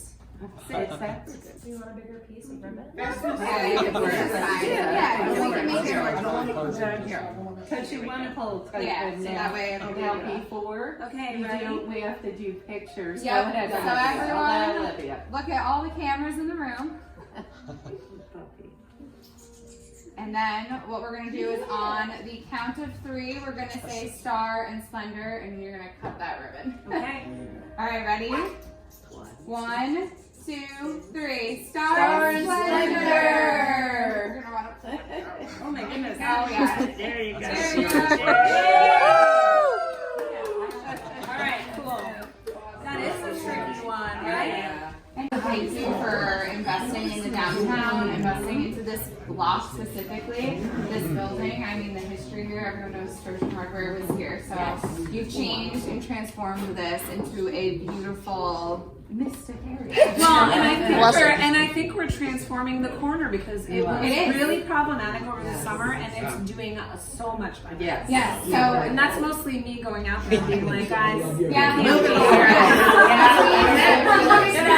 out of here, guys. Yeah, we have amazing neighbors, but anything that you need from us, resources, marketing, any help, let us know, contact us. We're just down the street as well. Yes, I appreciate that so much. The mayor go next. All right, so Carmela Mantello, Mayor of the City of Torrey, and I've walked by a few times, Amy and do you know, as Olivia mentioned, many of us are born and raised here in the city of Troy. This brings back incredible memories. My dad would stop here all the time. He was a police officer, detective here in Troy for 30 years. We would go right across the street right there to Jimmy's Luncheonette. He'd get me a chocolate milk and a hot dog, and we would flip between Famous Lunch and there. Mannery's his favorite spot, and then we'd stop at Trojan. Everybody knew my dad, and he knew everyone. So it brings back really awesome memories, and it's so cool to see it transformed into such a lively store. Right when I walked in, besides obviously visiting your right-hand hub here, you just felt life. I really felt it when I walked in, and Amy, you brought life back here, not only to the former Trojan Hardware, but to the block, as you mentioned. We have had problems across the street. We have seen them die down, and life dies down, the panhandling and the other activities, we'll say, that happen here. So thank you for investing in Troy. On behalf of the people of Troy, I would like to welcome you to Troy. Thank you for your investment. It does sound corny, but we are here to help. It's not always about money, it's about technical assistance, what we can do to help you grow and really be a great community investment. So we're here. Thank you for your partnership, and thank you for investing in Troy. Oh, thank you. That's so awesome. Thank you. I'm excited to be here. I love it. I was really happy to return to Troy after being away for a little while, and to have a business here is just very dreamy. So I'm excited. There's great people here. Yes. And thank you for your support. Thank you. This is from the Rensselaer County Legislators. I'm Lori Kennedy, and on behalf of all of us, the store is amazing. I'm already looking at Christmas gifts, and I will be back for a reading myself. Especially I got it a couple days ago. I gave you a little bit of positive vibe on that, but definitely welcome to the city, and it is to have a shop to come in with different unique stuff that's in here. So welcome. Thank you so much. Thanks, everybody. So tell everyone about your really cool classes. Oh, okay, yeah. It's so cool. Yeah, so we offer a variety of classes. We have a monthly sound bath, which is very popular with Elise. She's one of the best with her giant Tibetan singing bowls in this resonant space. It's really great. We have bi-weekly tarot study group, which is a really fun discussion, deep diving into the tarot. We have classes on tarot, astrology, spell casting, protection magic, energetic healing, all kinds of things. And we try to bring in a lot of really great local specialists in those areas that are from the capital region, as well as artists and authors that come from outside the region who are popular. So we really do the best that we can to bring the community in and to offer a safe space for them, and just, a resource for all types of healing or discovery, illumination, hope. So yeah, I definitely want to continue to be here in Troy for a long time. Awesome. Thank you. Thank you so much. Okay. There's a city council meeting tonight, and I had looked into what the agenda was going to be, trying to see if something landed. And so when I was looking into the agenda, there was one resolution that caught my attention. It had to do with lead.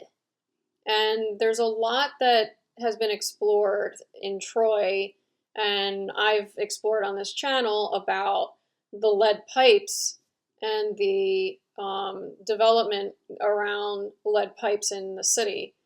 And so this particular resolution, although it has to do with lead, it more so was acknowledging a proposed agreement between Rensselaer County and the city of Troy to institute, perhaps develop a program to for a landlord registry, so that any particular, I don't actually know the specifics of it at this moment, but it has something to do with a registry for properties with lead.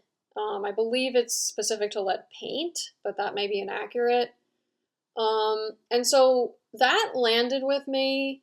There was something about it that seemed a little off. That offness doesn't take away, if you will, from the intentionality to assess the exposure to lead that is in some of these buildings, especially the older buildings. And off doesn't necessarily mean bad. It doesn't necessarily mean there's something wrong with it, if you will. It's just that something was landing with me in a way that I felt really curious to explore what that may look like at a deeper level.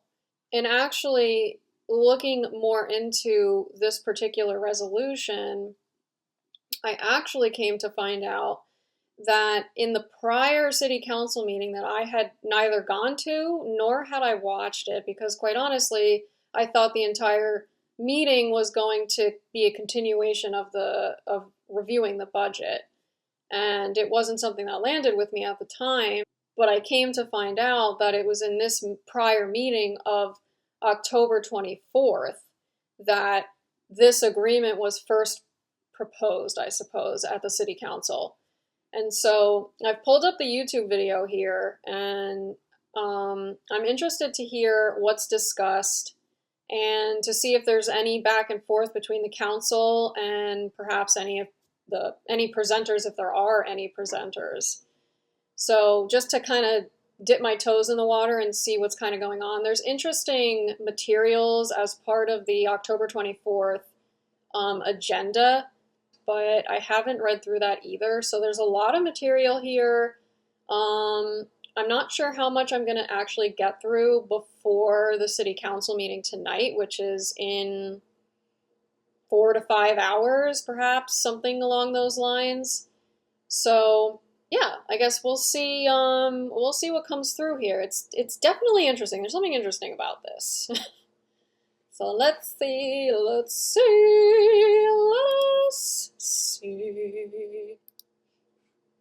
Okay.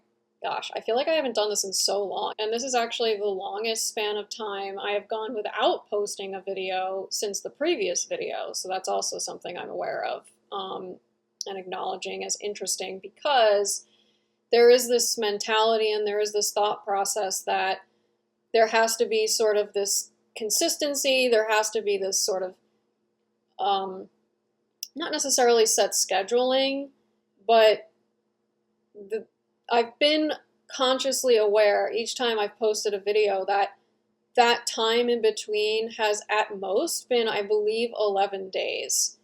And so it's been interesting for me to experience pushing those boundaries, if you will, because there is that mentality, and that mentality isn't wrong and it isn't bad, but it's something that I don't intend to listen to as sort of the loudest voice, if you will, as sort of the voice that predominates over all the other voices that are appearing to happen, one of which is it's okay.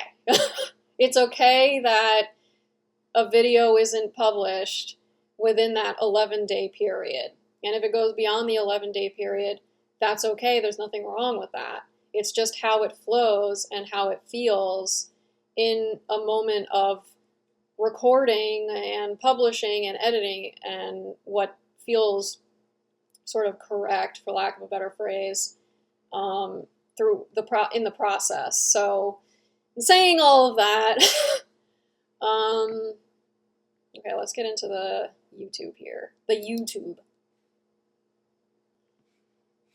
Oh, okay. Let's try this again and see.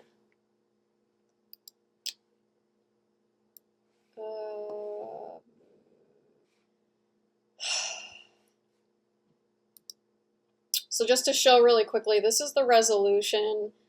This is in the October 24th agenda. So the resolution authorizing the mayor to enter into an agreement with Rensselaer County for a new initiative targeting prevention of childhood lead poisoning through the creation of a state rental registry and proactive inspections to identify lead hazards. So the part that really caught my attention here, beyond the lead aspect, was the creation of a state rental registry and the proactive inspections. The state rental registry I found really interesting. I felt happy that there was movement toward some sort of rental registry. I don't know, I'm not consciously aware of what registries currently exist or don't exist in either the rental space, the ownership space, the sort of even vacancy space.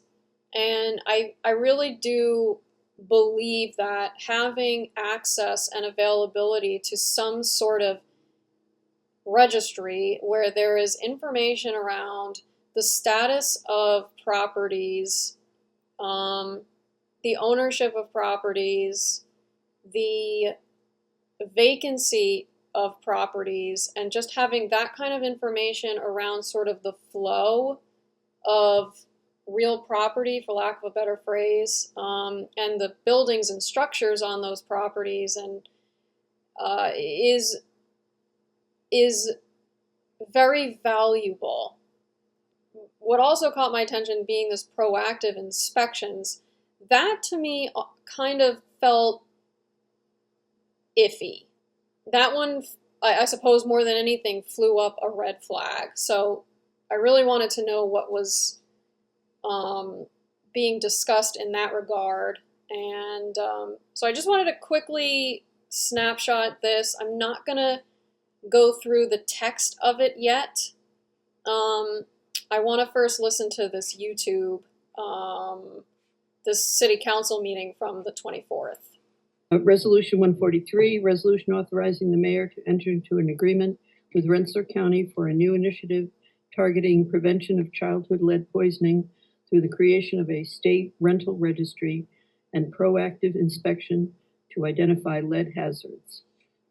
So this is pursuant to state money that's been awarded to Rensselaer County to set up a program, a kind of a landlord registry or a property registry for lead paint.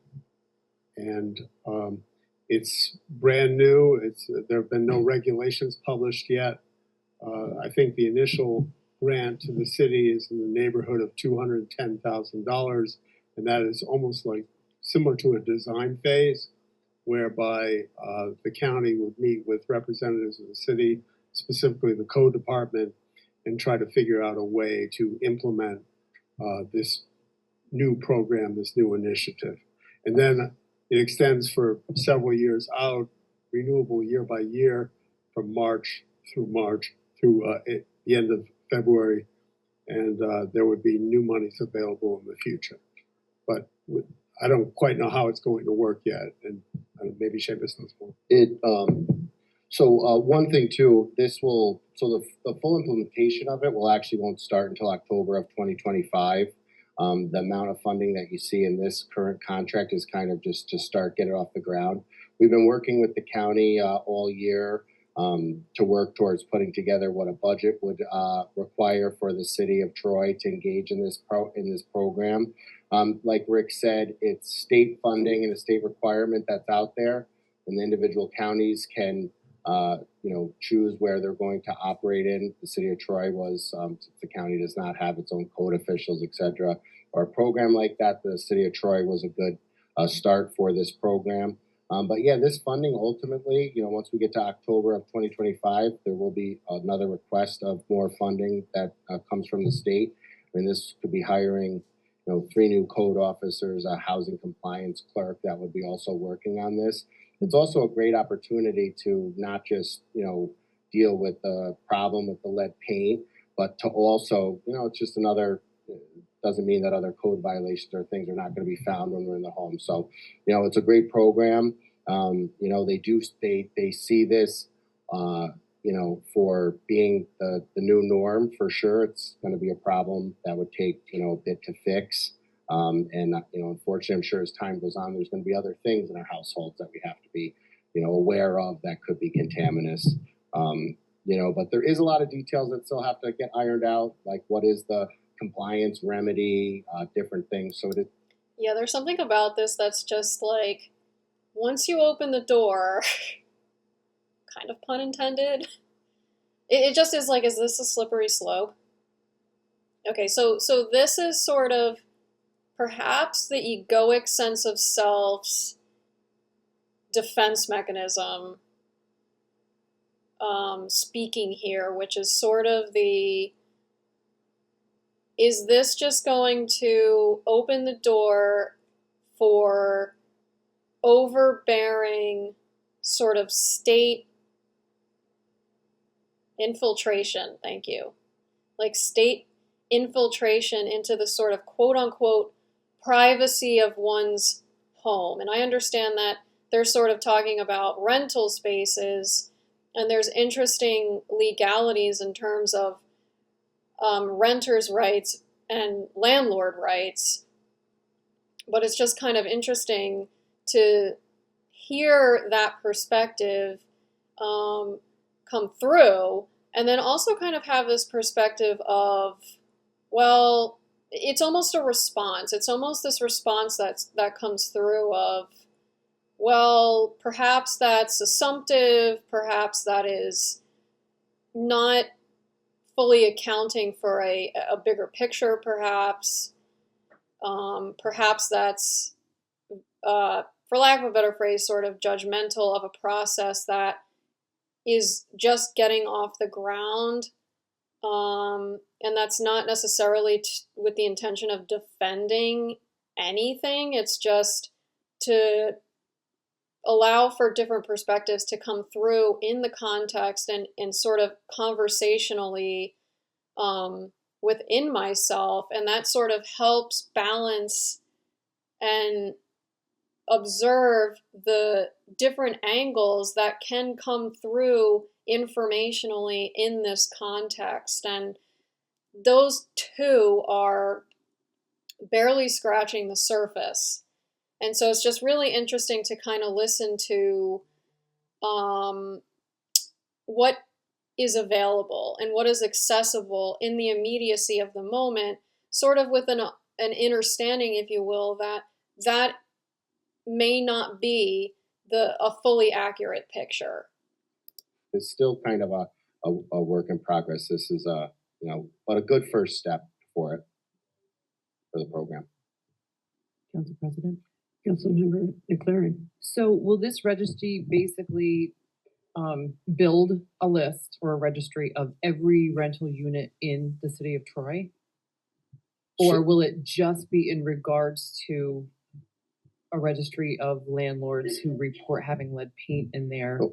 So that's a good question. So no, it would be not necessarily every unit in the city of Troy. I'm trying to think of examples of, would they be going to say like the Vicinity or something, a newer apartment building? No, but I mean, using, some data and information, like, when possibly more, building permits might have got pulled on a property, the age of the building, things like that.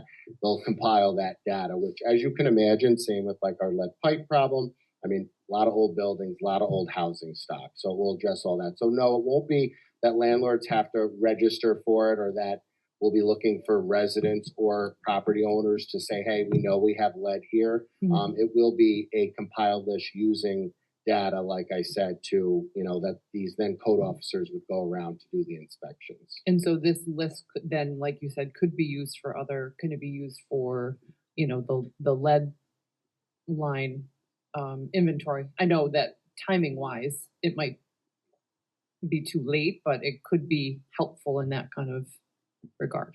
Right? Yeah, so it could help with lead service line replacement if Yeah, I mean, that could be something that's cross-referenced. It's not necessarily what they're looking for, but I think it would go in that same bucket with, of course, if they're there and they also see there's some other safety or other housing issue, they're definitely going to address it. And like I said, they will be going through, identifying these properties. I mean, homes that were built prior to 1980, 2 or more units. Those are the types of homes that they're going to be going for.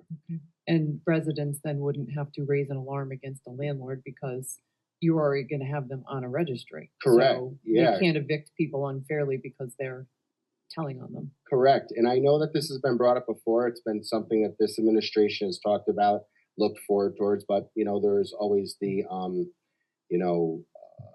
occupancy certificates, things like that, that we see in other communities that could be beneficial to a place like the city of Troy.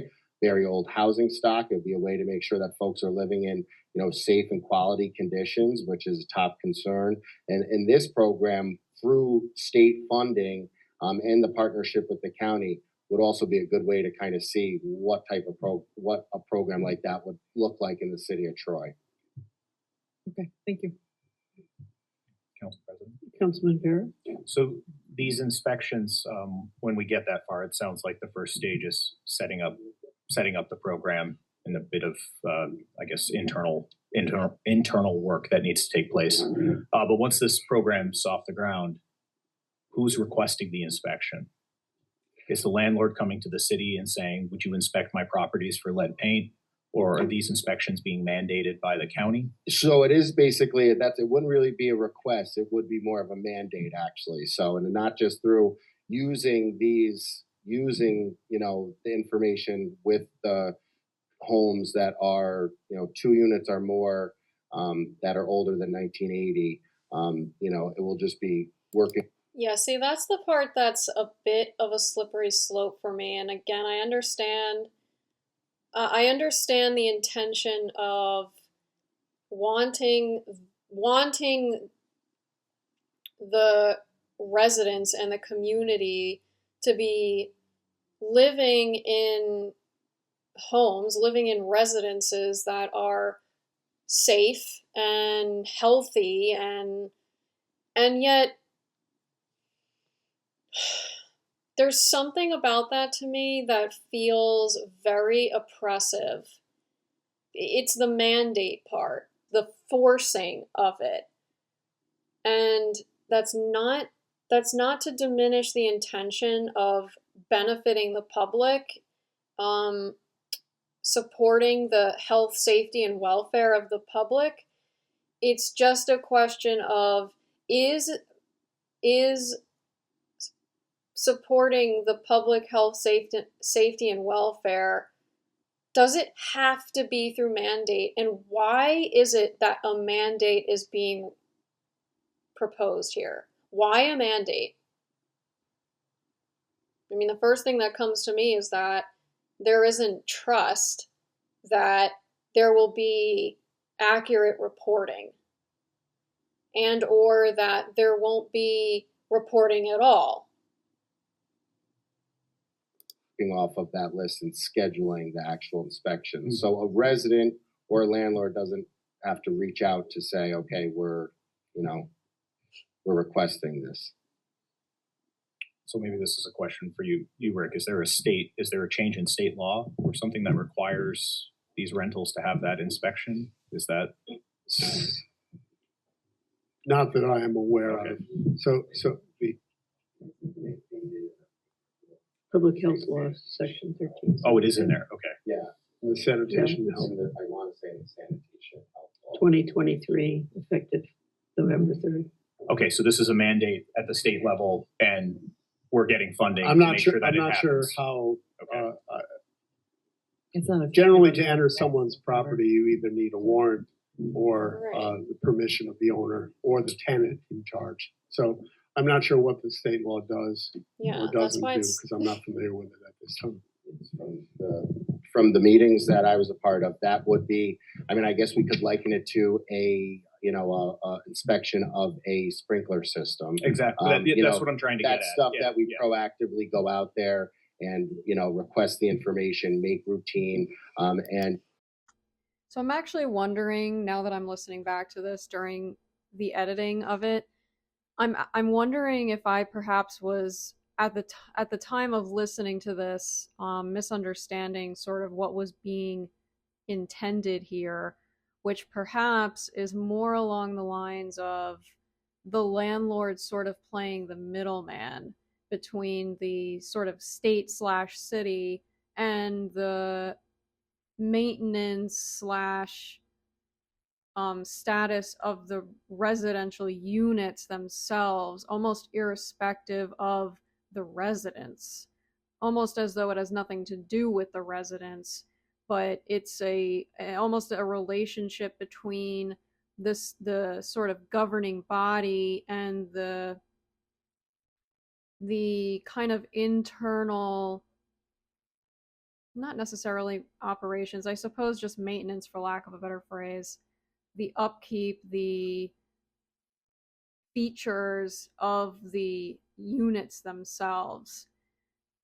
How that came through is just when I'm listening to Seamus speak about this again, specifically with regard to the sprinklers, I'm wondering if the way it works, because I don't consciously know offhand, this is sort of just a shot in the dark, but I'm wondering if perhaps this process is more along the lines of the city sort of communicates with the landlord requesting verification and confirmation that the sprinkler system is up to date or up to code, and it's then the landlord who verifies that information within the building through providing notice to any residents that are living there, to check either within their units or for the landlord to give notice that they personally are going to check themselves before entrance is made. But regardless, the landlord is sort of in communication with the city to verify that yes, they are or they are not currently up to code. And I suppose what Seamus is talking about here may be something similar, where the city would request information from the landlord about the status of any lead paint in the building, and then it would be up to the landlord to give the residents notice were the landlord to go in and personally inspect the individual units. And so that, I suppose, to some degree makes a little bit more sense to me. I know I go on here after this point to talk a little bit about my experience with living in as a tenant, and my experience as a tenant with a landlord inspecting sprinklers. I'm not quite sure with this sort of second interpretation that's come through that this perspective that I'm about to share still applies, but I may leave it in just because it was valid in the moment, and just because a second perspective came through doesn't render the previous perspective invalid. It still is possible. It's unclear to me specifically what the intention is in what's being communicated here to the city council. So yeah, just something that in the moment was coming through and I wanted to acknowledge it. Yeah, but as far as I'm aware, and I don't know. What's interesting is I do remember when I was living in Portland that the landlord would send an email out saying basically that it was time to inspect the smoke detectors. I don't know, maybe the sprinklers as well, but basically an email would go out notifying me, and I suppose the other tenants, that that inspection was due to happen. And if I was home, somebody would come and knock on my door and I would let them in and they would inspect, and that would be that.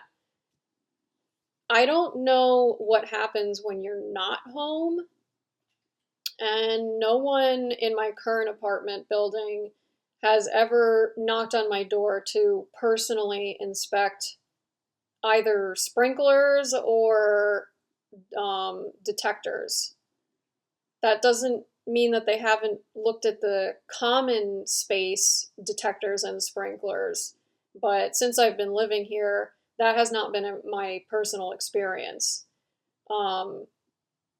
That's not to say that as that someone hasn't come in while I'm not here. I'm not really sure, but I've never gotten an email from my landlord notifying me that that would be the case, like that would happen, that was scheduled, or that was due to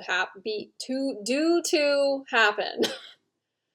I'm not consciously aware of the laws around that in terms of tenancy landlord laws.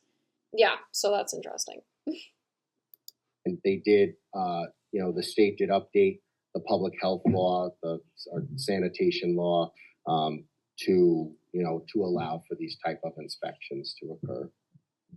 But that is part of it. It is, like most state mandates, funneled down through the county, and Troy, again, being the most populous municipality in the county that would fit the criteria of these 2 or more units.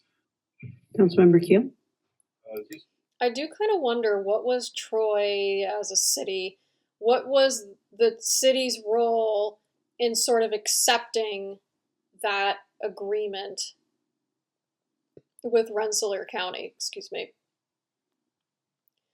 to even move forward with proposing this agreement to the city council? So there's sort of already, assumedly, there's already been a conversation. I mean, I think Seamus even said that they've been in conversations for perhaps even a year, if I'm remembering correctly. And so I'm very curious what those conversations looked like to get to the point where Troy as a city is sort of accepting this sort of role within the county. It's going to increase the costs for rentals, because now this is going to, there's more inspections and more things that the landlords are anticipated having to do. Is this going to cost the tenants more? The other interesting thing is lead paint. As far as I'm aware, I believe there is a requirement that the landlord, and I don't know that this is specific to New York, but I believe there's a requirement that the landlord of at least residential buildings that are 2 units or more, built in 1980 or prior. So focusing on those specific sort of residential buildings. And so the landlord is required for any of those buildings to supply the tenant with a informational pamphlet of some kind, or just some kind of information about lead and lead paint. I don't recall exactly what it says, but it is some kind of notification around lead specifically. And so that's part of a requirement, and that sort of supports the tenant having some degree of agency in the maintenance of the sort of space that they're residing in. Well, I mean, if the lead is determined, like I said, they're still kind of ironing out that compliance piece of it. Mm-hmm. But if there is lead present, and it's something that has to be addressed, that would be on the property owner to fix. I would again liken it to if, I didn't have hot water running into my home, and the property owner, the landlord would have to fix it. There's certain things that folks living in spaces are, should have, and one of them would be a lead-free space. That's part of the slippery slope to me, because where does it where does that boundary line, like, where's the boundary line? Does a boundary line matter? I guess that's sort of the question. Does a boundary line matter in terms of what a resident,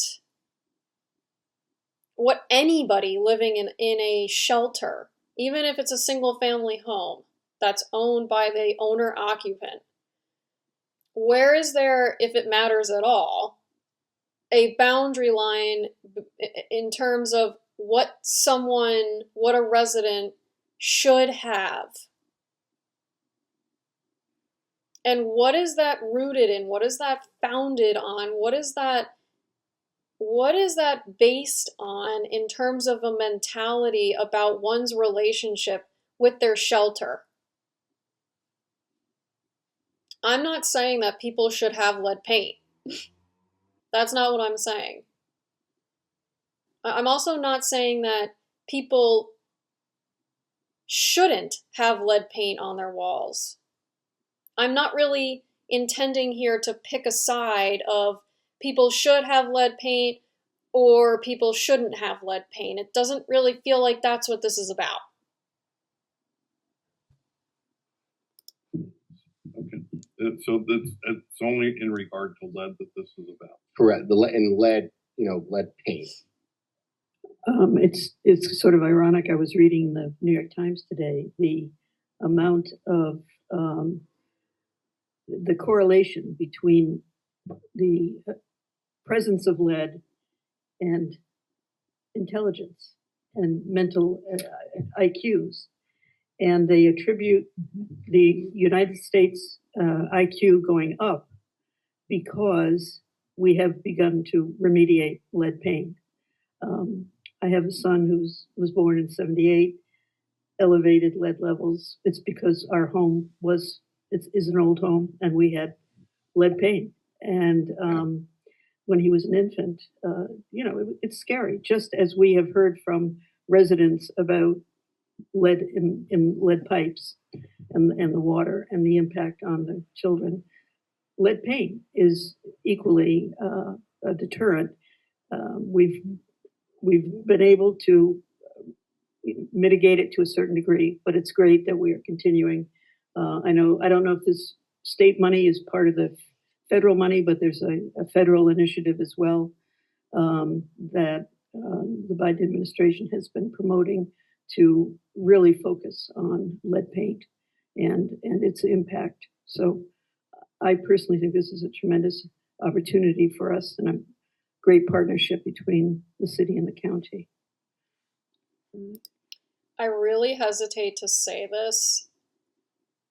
I want to intend to say this very mindfully. So I'm inviting the words I want to speak here beyond sort of the egoic sense of oneself. It's unclear how and to what extent lead exposure influences the dynamic experiences that one has in life, if you will. There are many people who explore in a scientific fashion the elements of lead and how that lead in contact with the human body alchemizes, if you will. Perhaps changes in form, in substance, and how that altered form and substance flows through the body. And yet it still feels really unclear how that information that is detected, if at all, can be generalized into a narrative that portends to eradicate the existence of lead from the human experience. And that's not to say that the narrative is wrong, and that's not to say that the narrative is bad.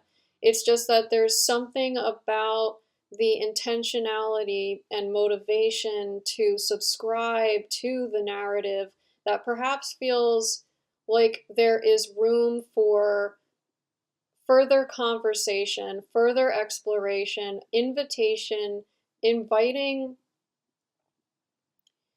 a broader perspective.